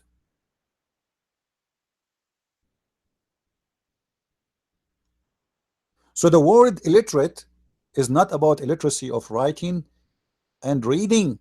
It's about you being illiterate about God. Remember, this is a religious book. This is not an atheist book. This is not a book of you know, somebody writing a book about school. This is about knowing God or not knowing God. The whole book is supposed to be about that. Otherwise, somebody can tell me when the Quran called the Christians and the Jews people of the book, does that mean we know how to write, how to read, all of us? Even in the time of Muhammad, that's impossible. That is impossible. But yet we are called people of the book, which means we are learned. We are not called illiterate.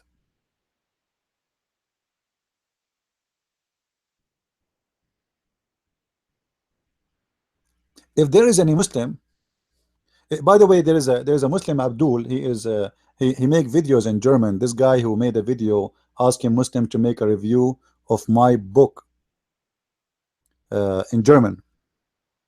I say to this Abdul, why you don't have the courage to come and debate me? And I challenge any Muslim to do it. I mean, what will happen to you if you debate me? Do you think you are going to lose your virginity? No. You lost it long time ago. Since you became a Muslim, you are not a virgin no more, and Allah will make you a virgin again by using his finger. According to Islam, everyone is born, Allah he put his finger in him. So you lost your virginity since you became a Muslim who believe in this garbage. Now, for sure, the Muslim, they will say, oh, they will not put the finger in his, they will put the finger in his side or his belly bump. It doesn't matter. You lost your virginity. According to Muhammad, when Shaitan, he touched you, you are not a virgin for God no more. You are a sinner. And that is a very stupid argument.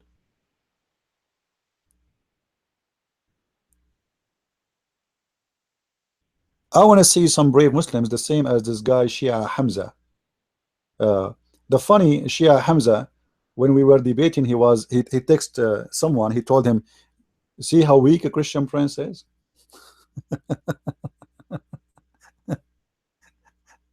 The guy, he left the debate and he have no teeth left in his mouth, and yet he is saying I was weak in the debate, which is very funny.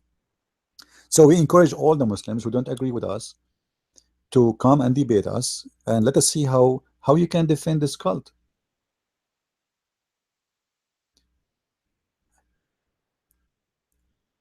Uh, somebody's asking me about my book, Deception of Allah in paper. Is we are out of it. We are out of copy in papers, so I hope soon, in a few days, we'll be ready. Actually, almost ready. So maybe 48 hours, 3 days from now, the book will be ready to be to be ordered as a paper book. Yeah, in English. Anyway, anyone have any question for us? So the conclusion is so clear that Muhammad cannot be a brother to Jesus. In fact, he is an enemy to Jesus because he's a criminal, he's a thief, he's a child molester, he's an antichrist. What is left? What is left ugly Muhammad he did not do? So how we can consider Muhammad a brother to Jesus? Based on what? Based on the promising in heaven that men and women, they will have unlimited number of sex positions and sexuality and etc. Jesus said clearly that in heaven there is no such a thing. So obviously the heaven of Jesus is not the same heaven of Muhammad, and that means the heaven of Muhammad belong to the God of Muhammad, and the heaven of Jesus belong to Jesus. You see, if we have the same religion, or let us say the same, I don't like to use the word religion. Islam have religion. We don't have religion. We have faith. We have a belief. We have a truth. If we have the same belief, we should have the same heaven at least. But everything in Islam is different. And the most important things Muhammad he failed with, number one, he denied the deity of Jesus. Number two, Muhammad he failed in the ethic. He failed in the morality. His teaching is totally the opposite of the teaching of the Messiah. He teach adultery. He teach theft. He teach even homosexuality. If you remember the hadith where Muhammad he says in the heaven there is an images, there's a market, and this market have nothing but images of male and female, and if the believer wish, he enter the image and he have sex with it if he desire.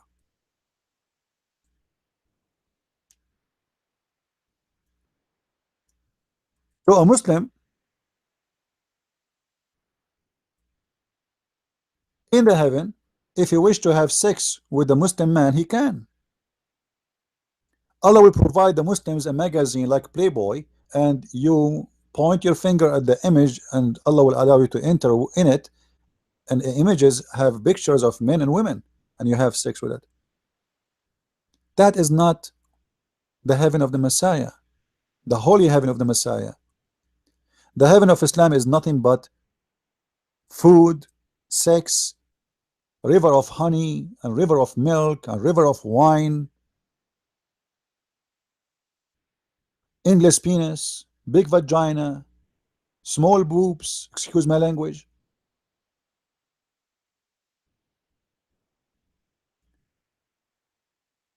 You know, the Muslims, when they translate the Quran,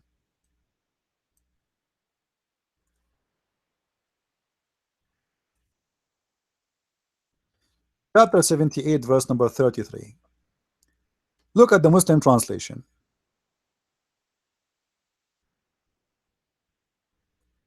Not accurate, but I will let it go. What does this word mean?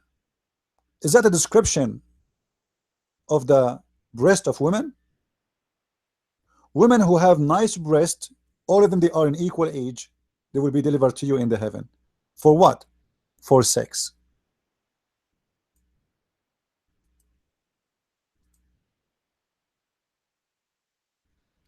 That is the heaven.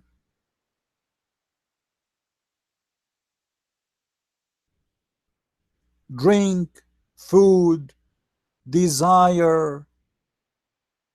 Allah will fulfill your desire in the heaven. Fruits. This is all is what? It's a God speaking to your stomach.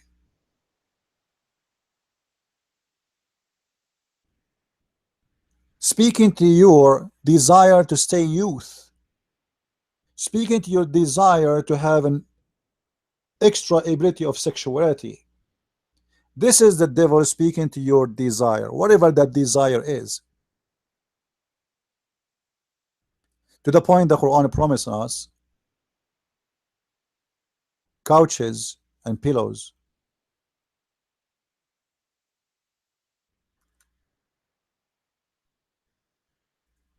And Gucci,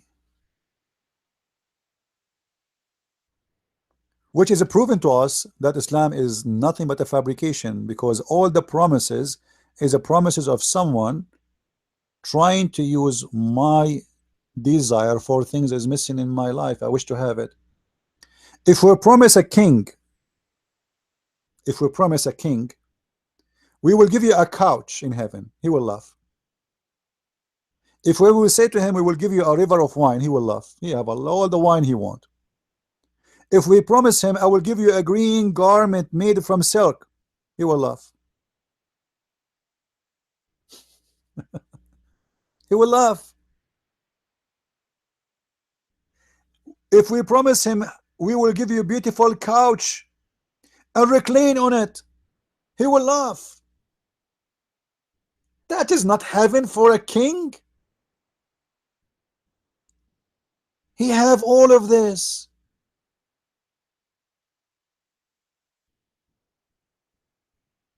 We promise him that you are going to eat a grape. Like what? He will laugh.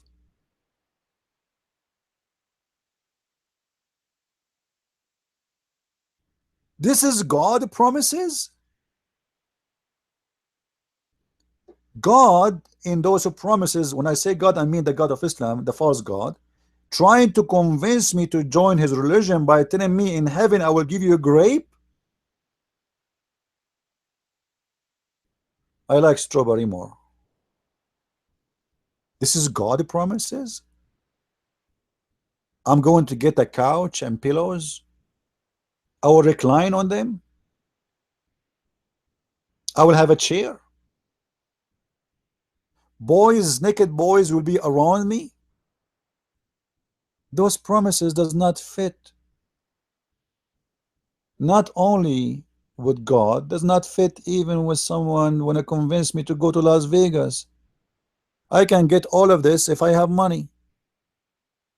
If I am rich, if I am a billionaire, I can get all the women I want, all the wine. I can have a river of wine running in my garden.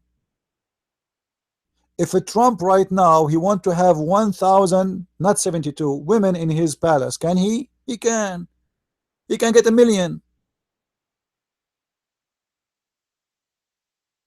What those promises about?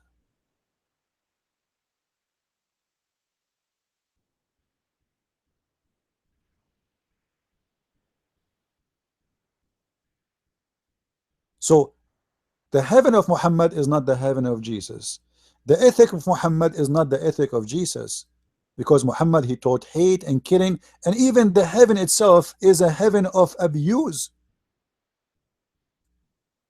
In the heaven of Allah,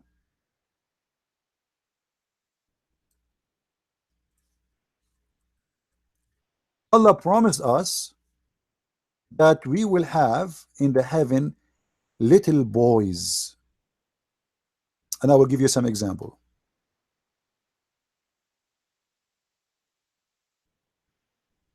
Here you say, it says young male servants, and they are handsome. Actually, it doesn't say handsome.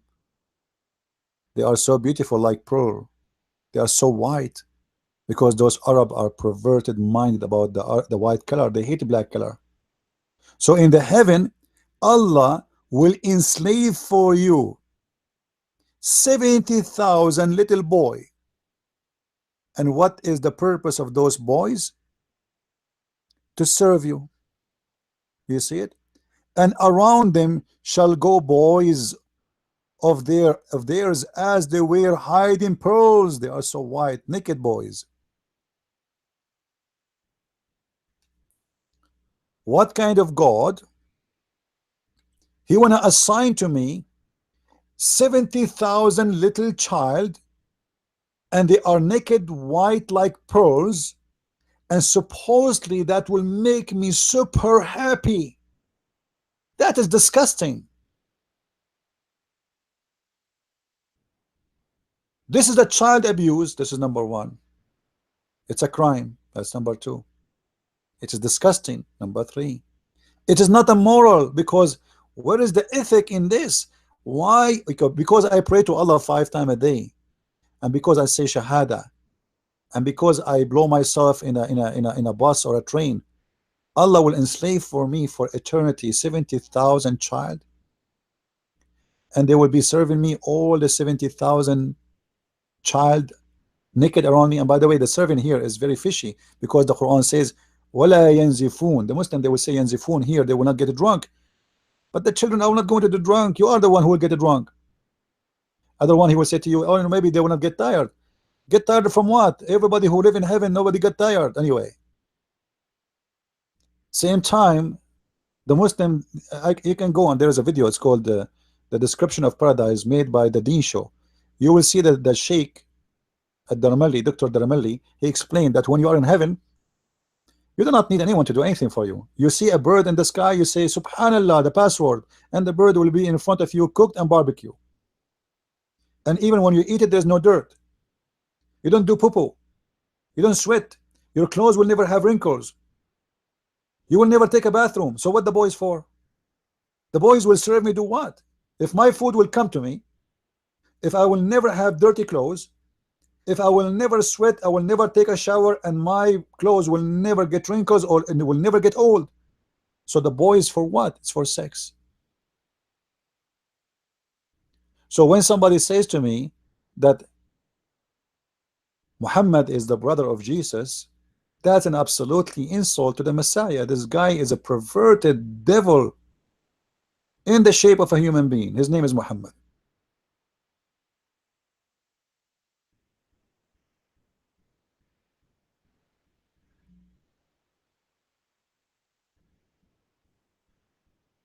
Muhammad, he wants you to be a slave of the temptation of the Quran, as you see.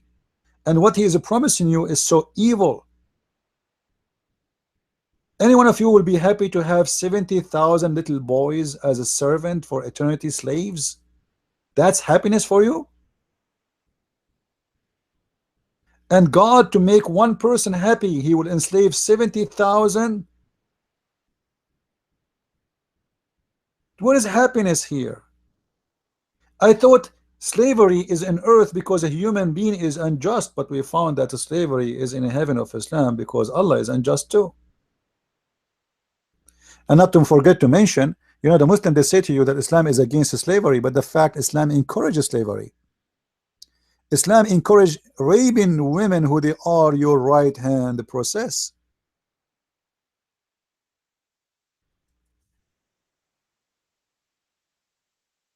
Chapter 4 verse number 3, it says, go and if whatever you want of women. The Muslim, they translate the word inkahu as marriage, which is false, and we proved that many times.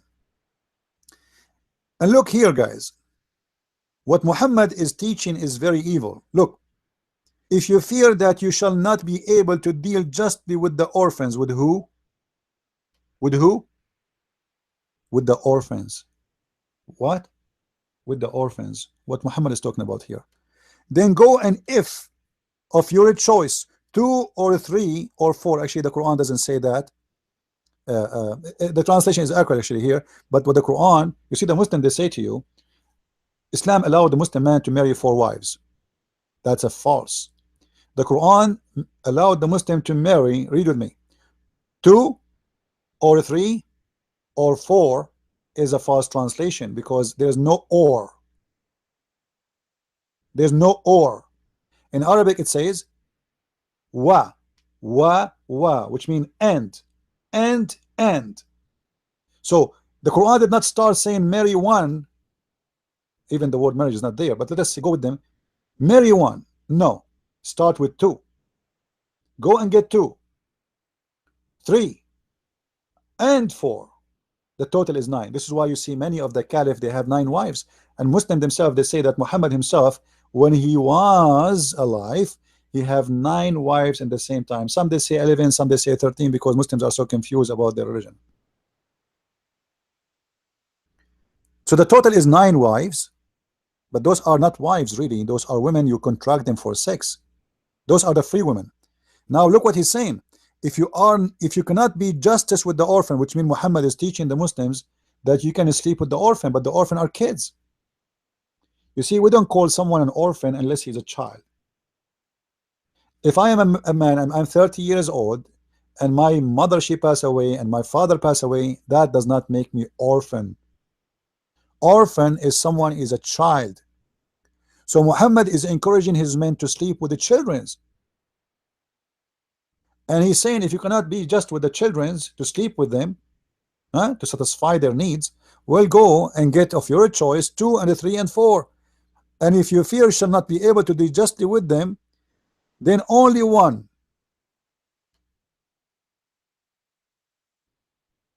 If you cannot be justly with them in what? Is that in kissing? No, it's about money. You have to be justly with them in money, to offer them houses equally. If you buy a woman a dress, you have to buy to the other woman a dress. And the Quran confirmed that nobody can be just with women anyway, which is a very stupid verse, as we see it in front of us. Or a captive, that is your right hand process. So Muslims, they can rape their captives, and additional to all the women they have as wives. If Islam is against slavery, why you are taking them captives and raping them? The Muslim, they will say to you, well, there's a Quran. There's a verse says, if you commit sin, if you want Allah to forgive you, free a slave. But that will increase the market of slavery, because then you have to go to the market and buy a slave to free the slave, and then they capture him again, and then they enslave him again. And actually there's a hadith, there's many of them, where the owner of the slaves, he freed them, Muhammad, he enslaved them again.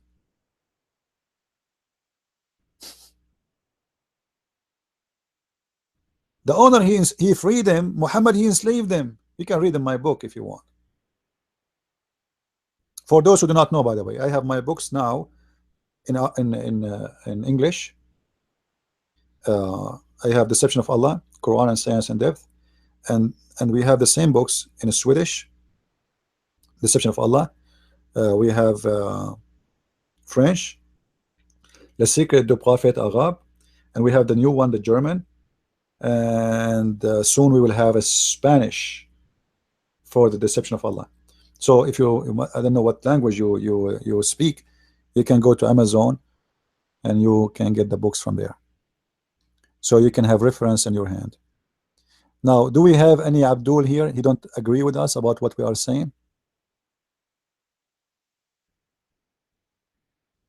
And not only that, by the way, Quran, even in the case of murders, don't treat equally people in an equal way. And let me show you. In the case of murder, the punishment of killing a free is killing a free, and the one who kill a slave, we kill his slave. And the one who kill a woman, we kill his women. This is how stupid Muhammad is. Read the translation.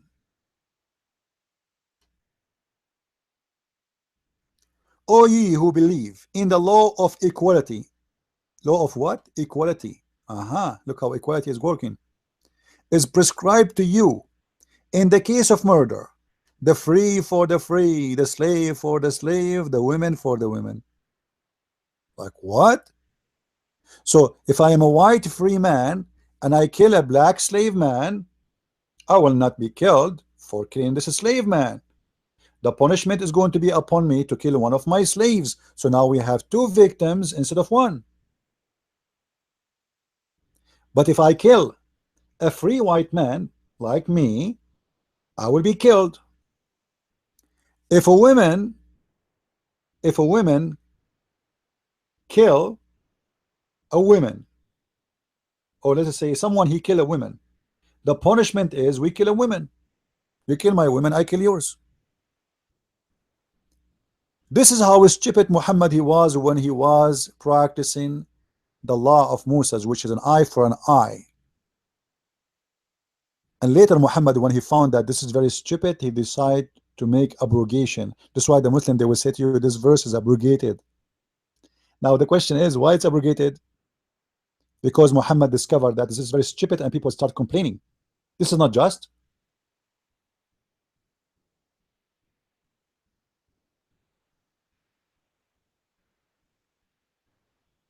What do you mean if a man kill my wife, I will kill his wife? Or somebody kill my wife, I kill or my slave women, I kill his slave women. What is this? Is justice? This is God? And why Allah he made this verse? Don't he knew it's wrong? So later he canceled it.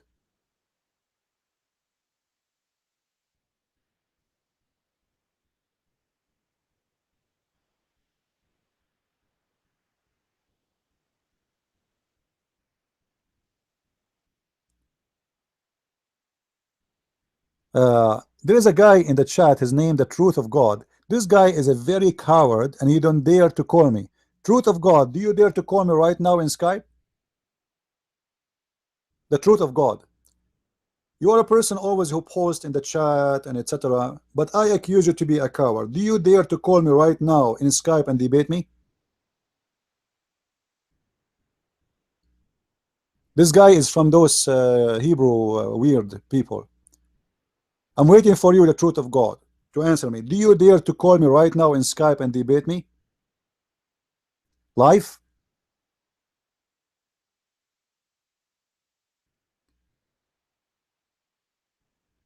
You are at work.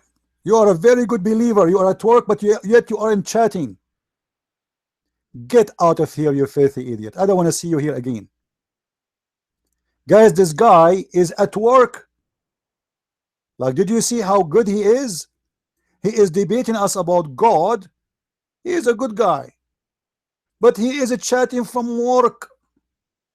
I mean, how good he is to the point he chat from work. Can't you see it? This is a very good guy. Only good guys, they chat when they are at work.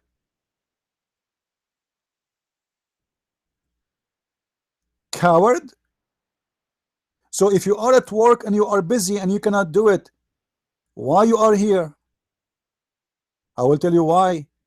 You are simply nothing but a coward. How many times I offer you in YouTube to come and debate me, you idiot?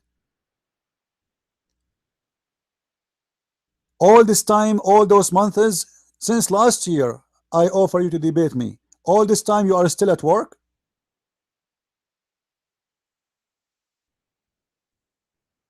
All the last year you are at work? You never go home? You see how we can expose those liars? You know what? You can call me at your lunch break for 5 minutes.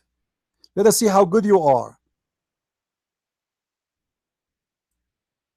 I just blocked you from my chat to force you to come to add me in Skype. Add me in Skype, you coward. Add me. My name in Skype is Debate TV. I want to see how brave you are.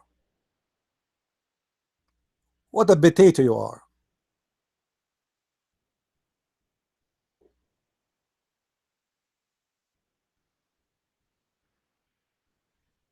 No, he's not. He's a potato. Big mouth. Big mouth, but they have nothing to say. They talk too much, they say nothing. We know them.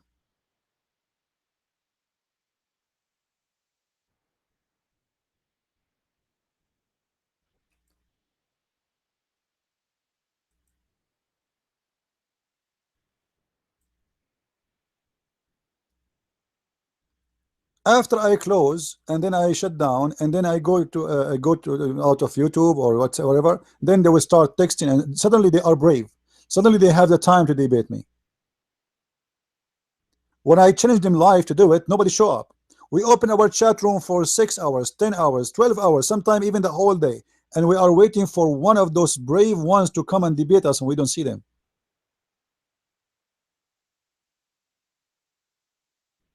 Actually, people debate me only by mistake, because after that they swear never again. Anyway, guys, don't waste your time. If you want to debate me, you can contact me in Skype, but this guy is a coward. Don't waste your time with him.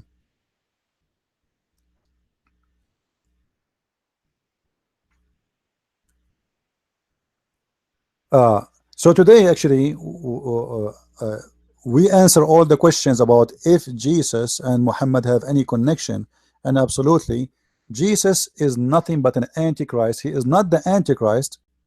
He is an antichrist, and the Bible support that very well. Muhammad, he persecute the Christians. He killed the Christians. He insult the Christians, and the Christians are his enemies. He hated them to death. And we showed you many verses. And the Bible speaks clearly about the one who is from the devil, what he will do. He speaks very much about God, but yet his words is against God. He go after the saints. He killed them. And this is what Jesus said. Time will come and people will kill you thinking that they are doing a favor to God. And Muhammad, he made them do that. And he will change all the teaching of the law. And yet he claimed that he is following the law. As an example, Muhammad, he say he is against adultery. But yet Muhammad, he allowed Muslim women to rent their vagina for 5 hours or 2 hours or even 5 minutes in return of money, which is nothing but a prostitution. Even the Quran allowed the Muslim women to do, actually the Muslim men, to do prostitution business. Force not your girls to do prostitution if they choose a chastity, and if you force them, Allah is all merciful, all forgiving. Muhammad, he says we are against theft, but he allowed to steal from non-Muslims. So theft, you see, Muhammad, he used the same words we use in the Bible, like adultery. He's against adultery, but yet he approved adultery. He approved multi-marriage, and the Bible speak about the prophet should not multiply their women. He allowed kidnapping women from their husbands for no reasons, raping them. He allowed himself to have sexual relationship with the children, and Jesus forbid us from having such a thing. Even he said, the one who heard the little one, it's better for them to put a milestone in their neck and throw themselves in the deep ocean. Muhammad allowed himself to steal the money of anyone who didn't agree with him, and their houses and their land, just because they didn't agree.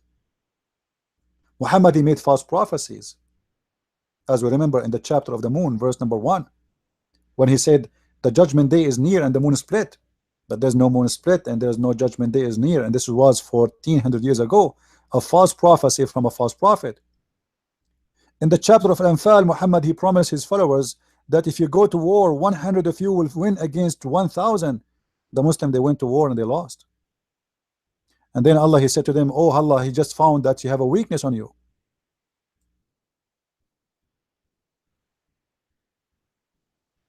So the number will change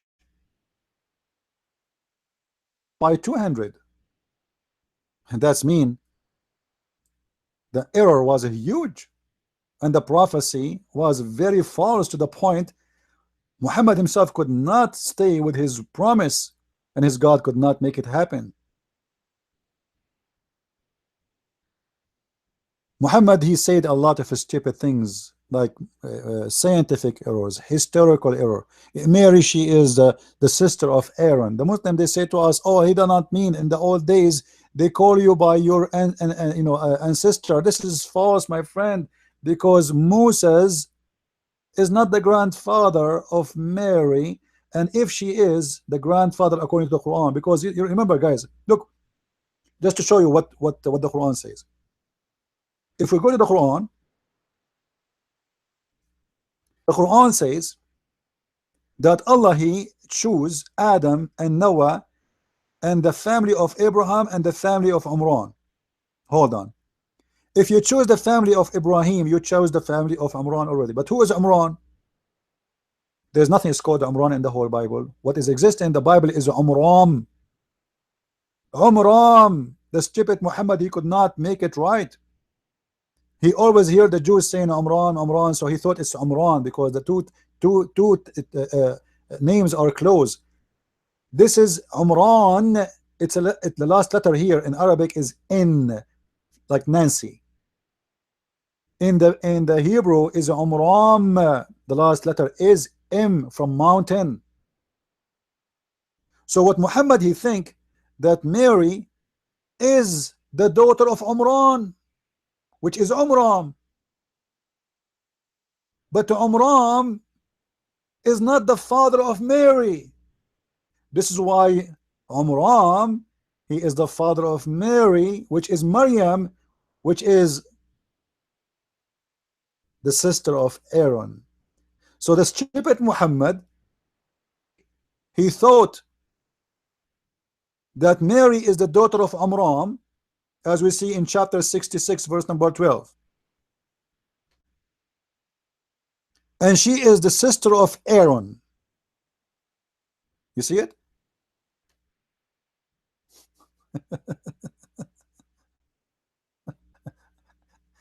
How Muhammad can be a prophet and he makes such a stupid mistake?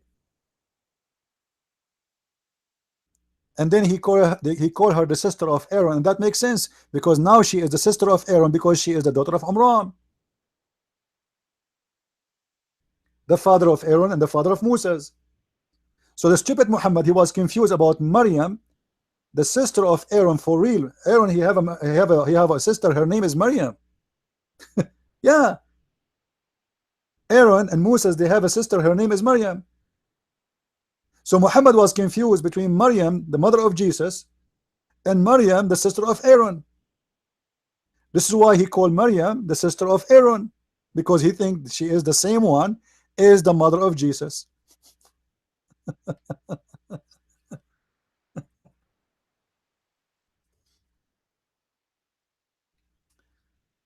Oh boy.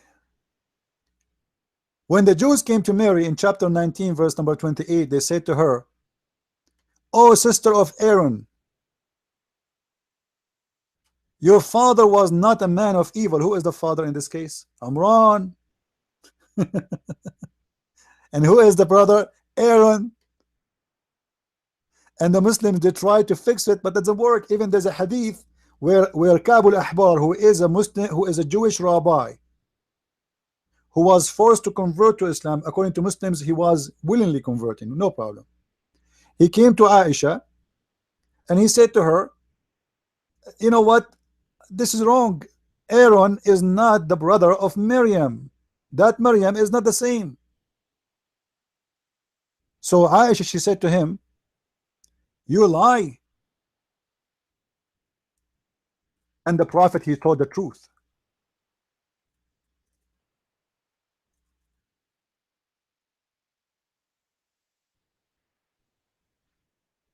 So how this man can be a prophet?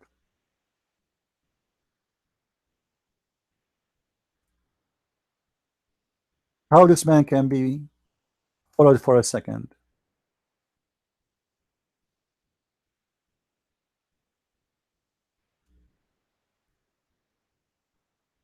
And not to forget to mention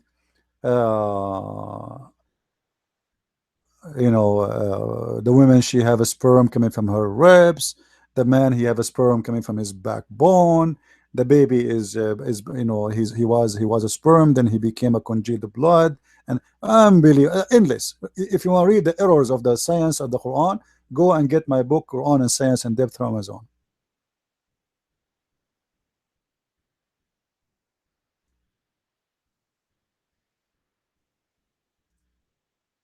Do we have any Muslim here that agree?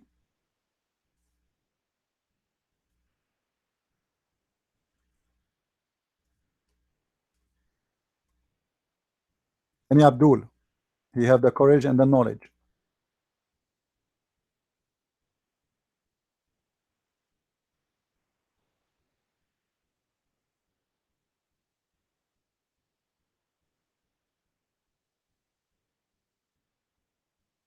Any Abdul?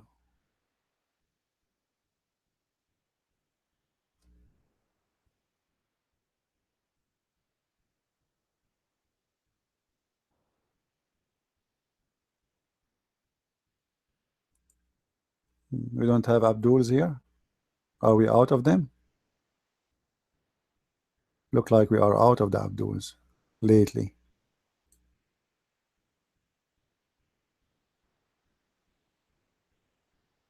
So anyway, I hope that today we have all your questions answered about this topic.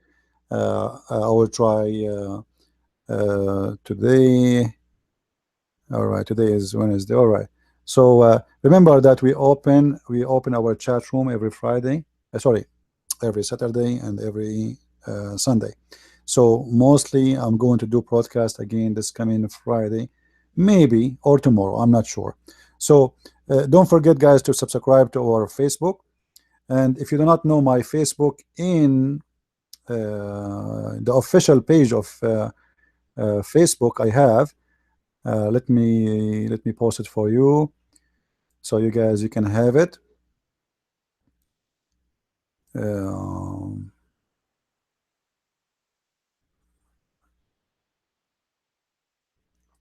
right.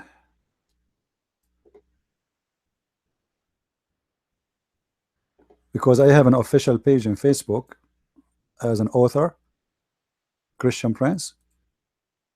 Actually, it is the Christian Prince. So you go to facebook.com/the Christian Prince. It's easy to find.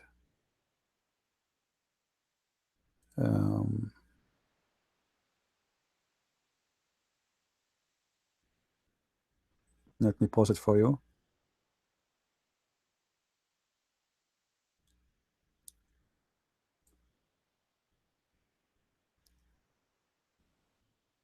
My net is slow because I have many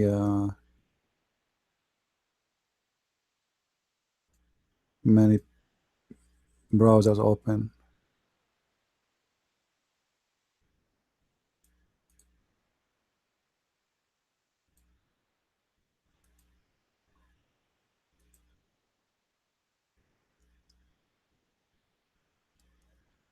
Actually, there is no proof of the last speech of Muhammad. You see, the Muslim, they say the last sermon of Muhammad, the last sermon of Muhammad. There is no proof whatsoever of anything Muhammad he said is called the last sermon. Actually, even the Quran, there's no proof of it. Even the Hadith, there's no proof of it. Even the birth of Muhammad, there's no proof of it. Even the death of Muhammad, there's no proof of it. There's nothing about Muhammad is proven to be true. You see, all the Hadith we have about Muhammad is a collection of unknown people who said something, collected by someone, given to someone, and someone to someone to someone to someone to someone, and then someone after 300 years he made it a book.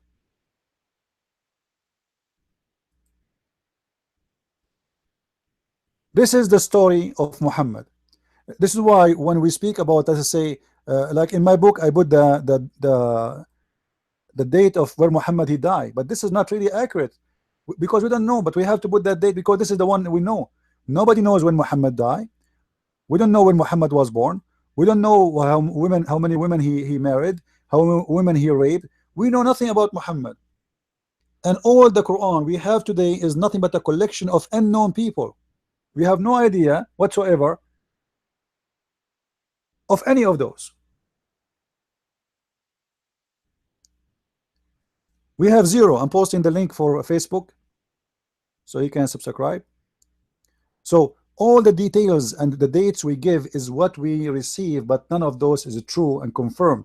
And the Quran today, even the Muslims agree that this is the book of Uthman. And you believe it or not, nobody have the original copy of Uthman. So how we can know even that this is a Uthman book? How anyone?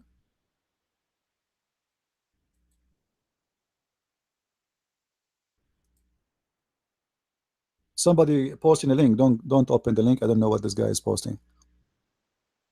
How somebody can be trusted if we have no source whatsoever about what he says? However, whatever we have already from the Muslims, which is the Muslims agree about it, it's very stupid and enough for us to believe that Muhammad was a false man.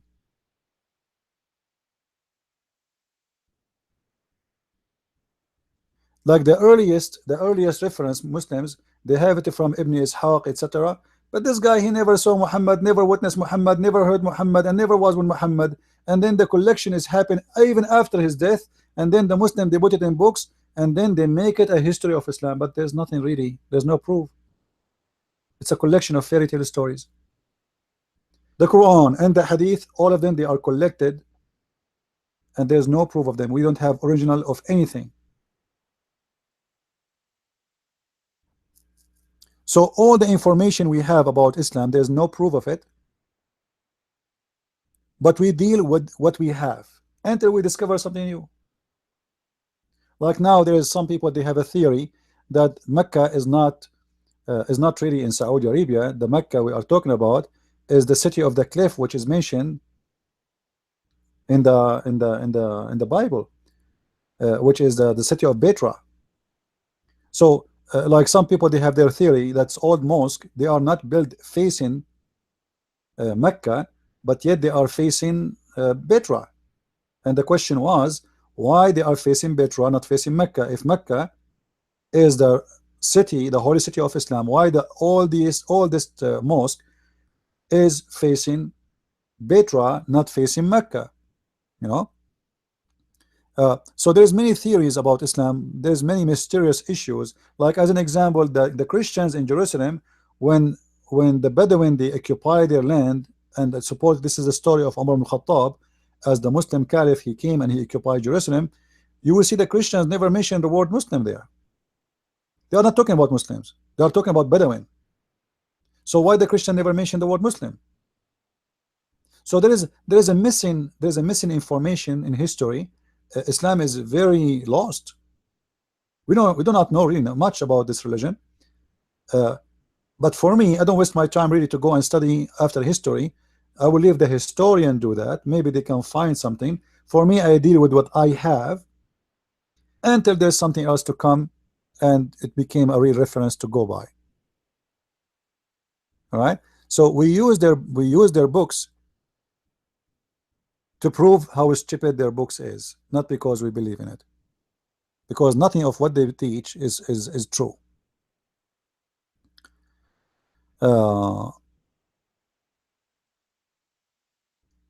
So we have to be careful about the information we receive from Muslims, because they themselves, they have no idea what they are talking about.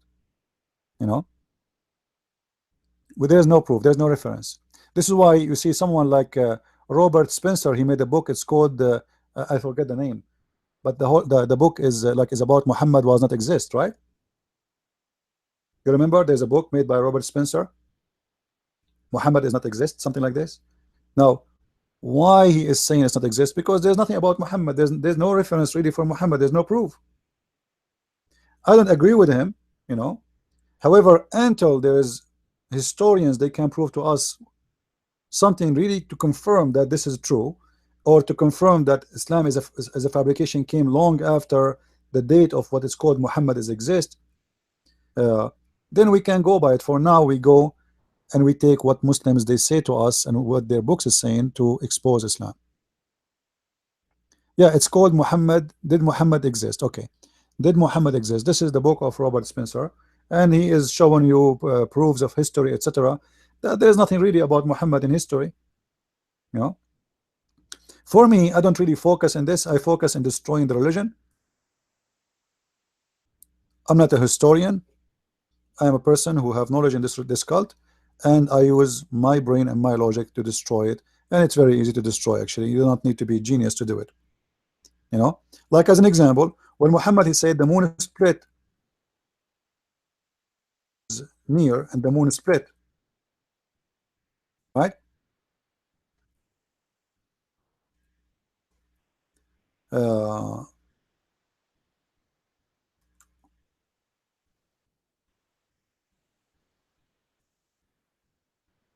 in chapter 54, verse number 1, in this one, we can use the historian to prove Muhammad to be a cult leader, because if the moon split, as the Muslims claim in the Quran, this is Quran now, this is not Hadith, so the Muslim cannot deny it. If the moon split, that means this is an event should be seen by everybody, and there's no reason the Roman they will not mention it, or the Greek, or the Persian, or the Egyptian, because remember, all those they can witness the same moon in the same moment. You see, at that time the Roman was exist in Jerusalem. Actually, they exist in Tabuk, which is it's inside Saudi Arabia today. Tabuk today is a city exists inside Saudi Arabia, and the Roman was exist there. So how the moon split in Mecca, the Roman did not see it, the Ethiopian did not see it, the African did not see it, people of Yemen did not see it. India is just across the sea. You know, it's just like 4 hours. India is not far from Saudi Arabia, by the way. You know, it's very close. Look at the map.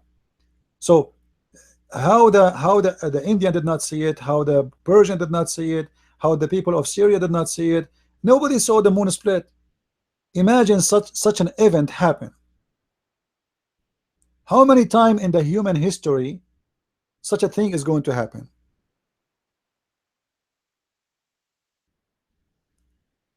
So if the moon is split, how come nobody see it? Not only that's impossible, because if the moon is split, the moon will be destroyed. For part of the moon is going to be part. To split, it means it became 2 parts, not a crack. Crack is not split. All right. The word in Arabic, inshaq. Inshaq. This is the Arabic word. Inshaq, it's mean became 2 pieces.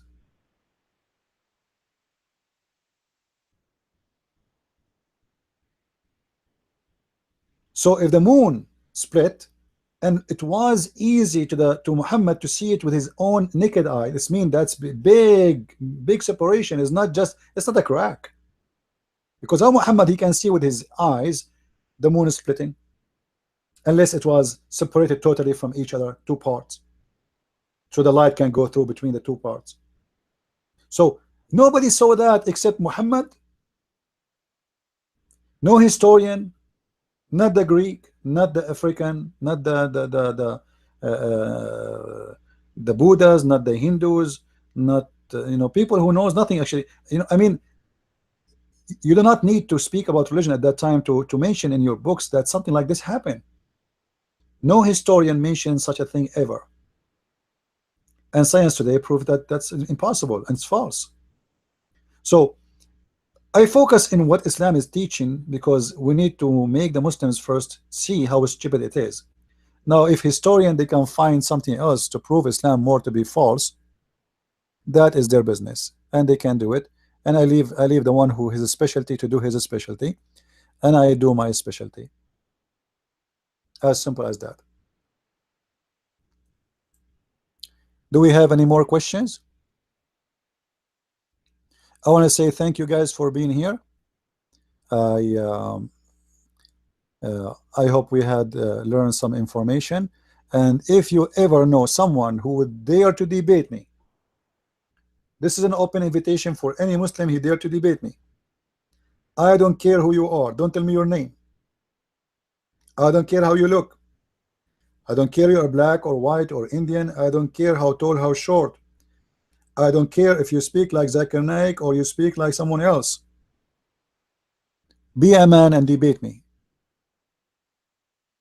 Be a man and try it. All right. So I want to say thank you guys for being here. May the Lord bless you. And until we see you again, maybe tomorrow or the day after, I say Christ is Lord, Islam is false. I mean to that. And see you soon again. God bless you, all of you.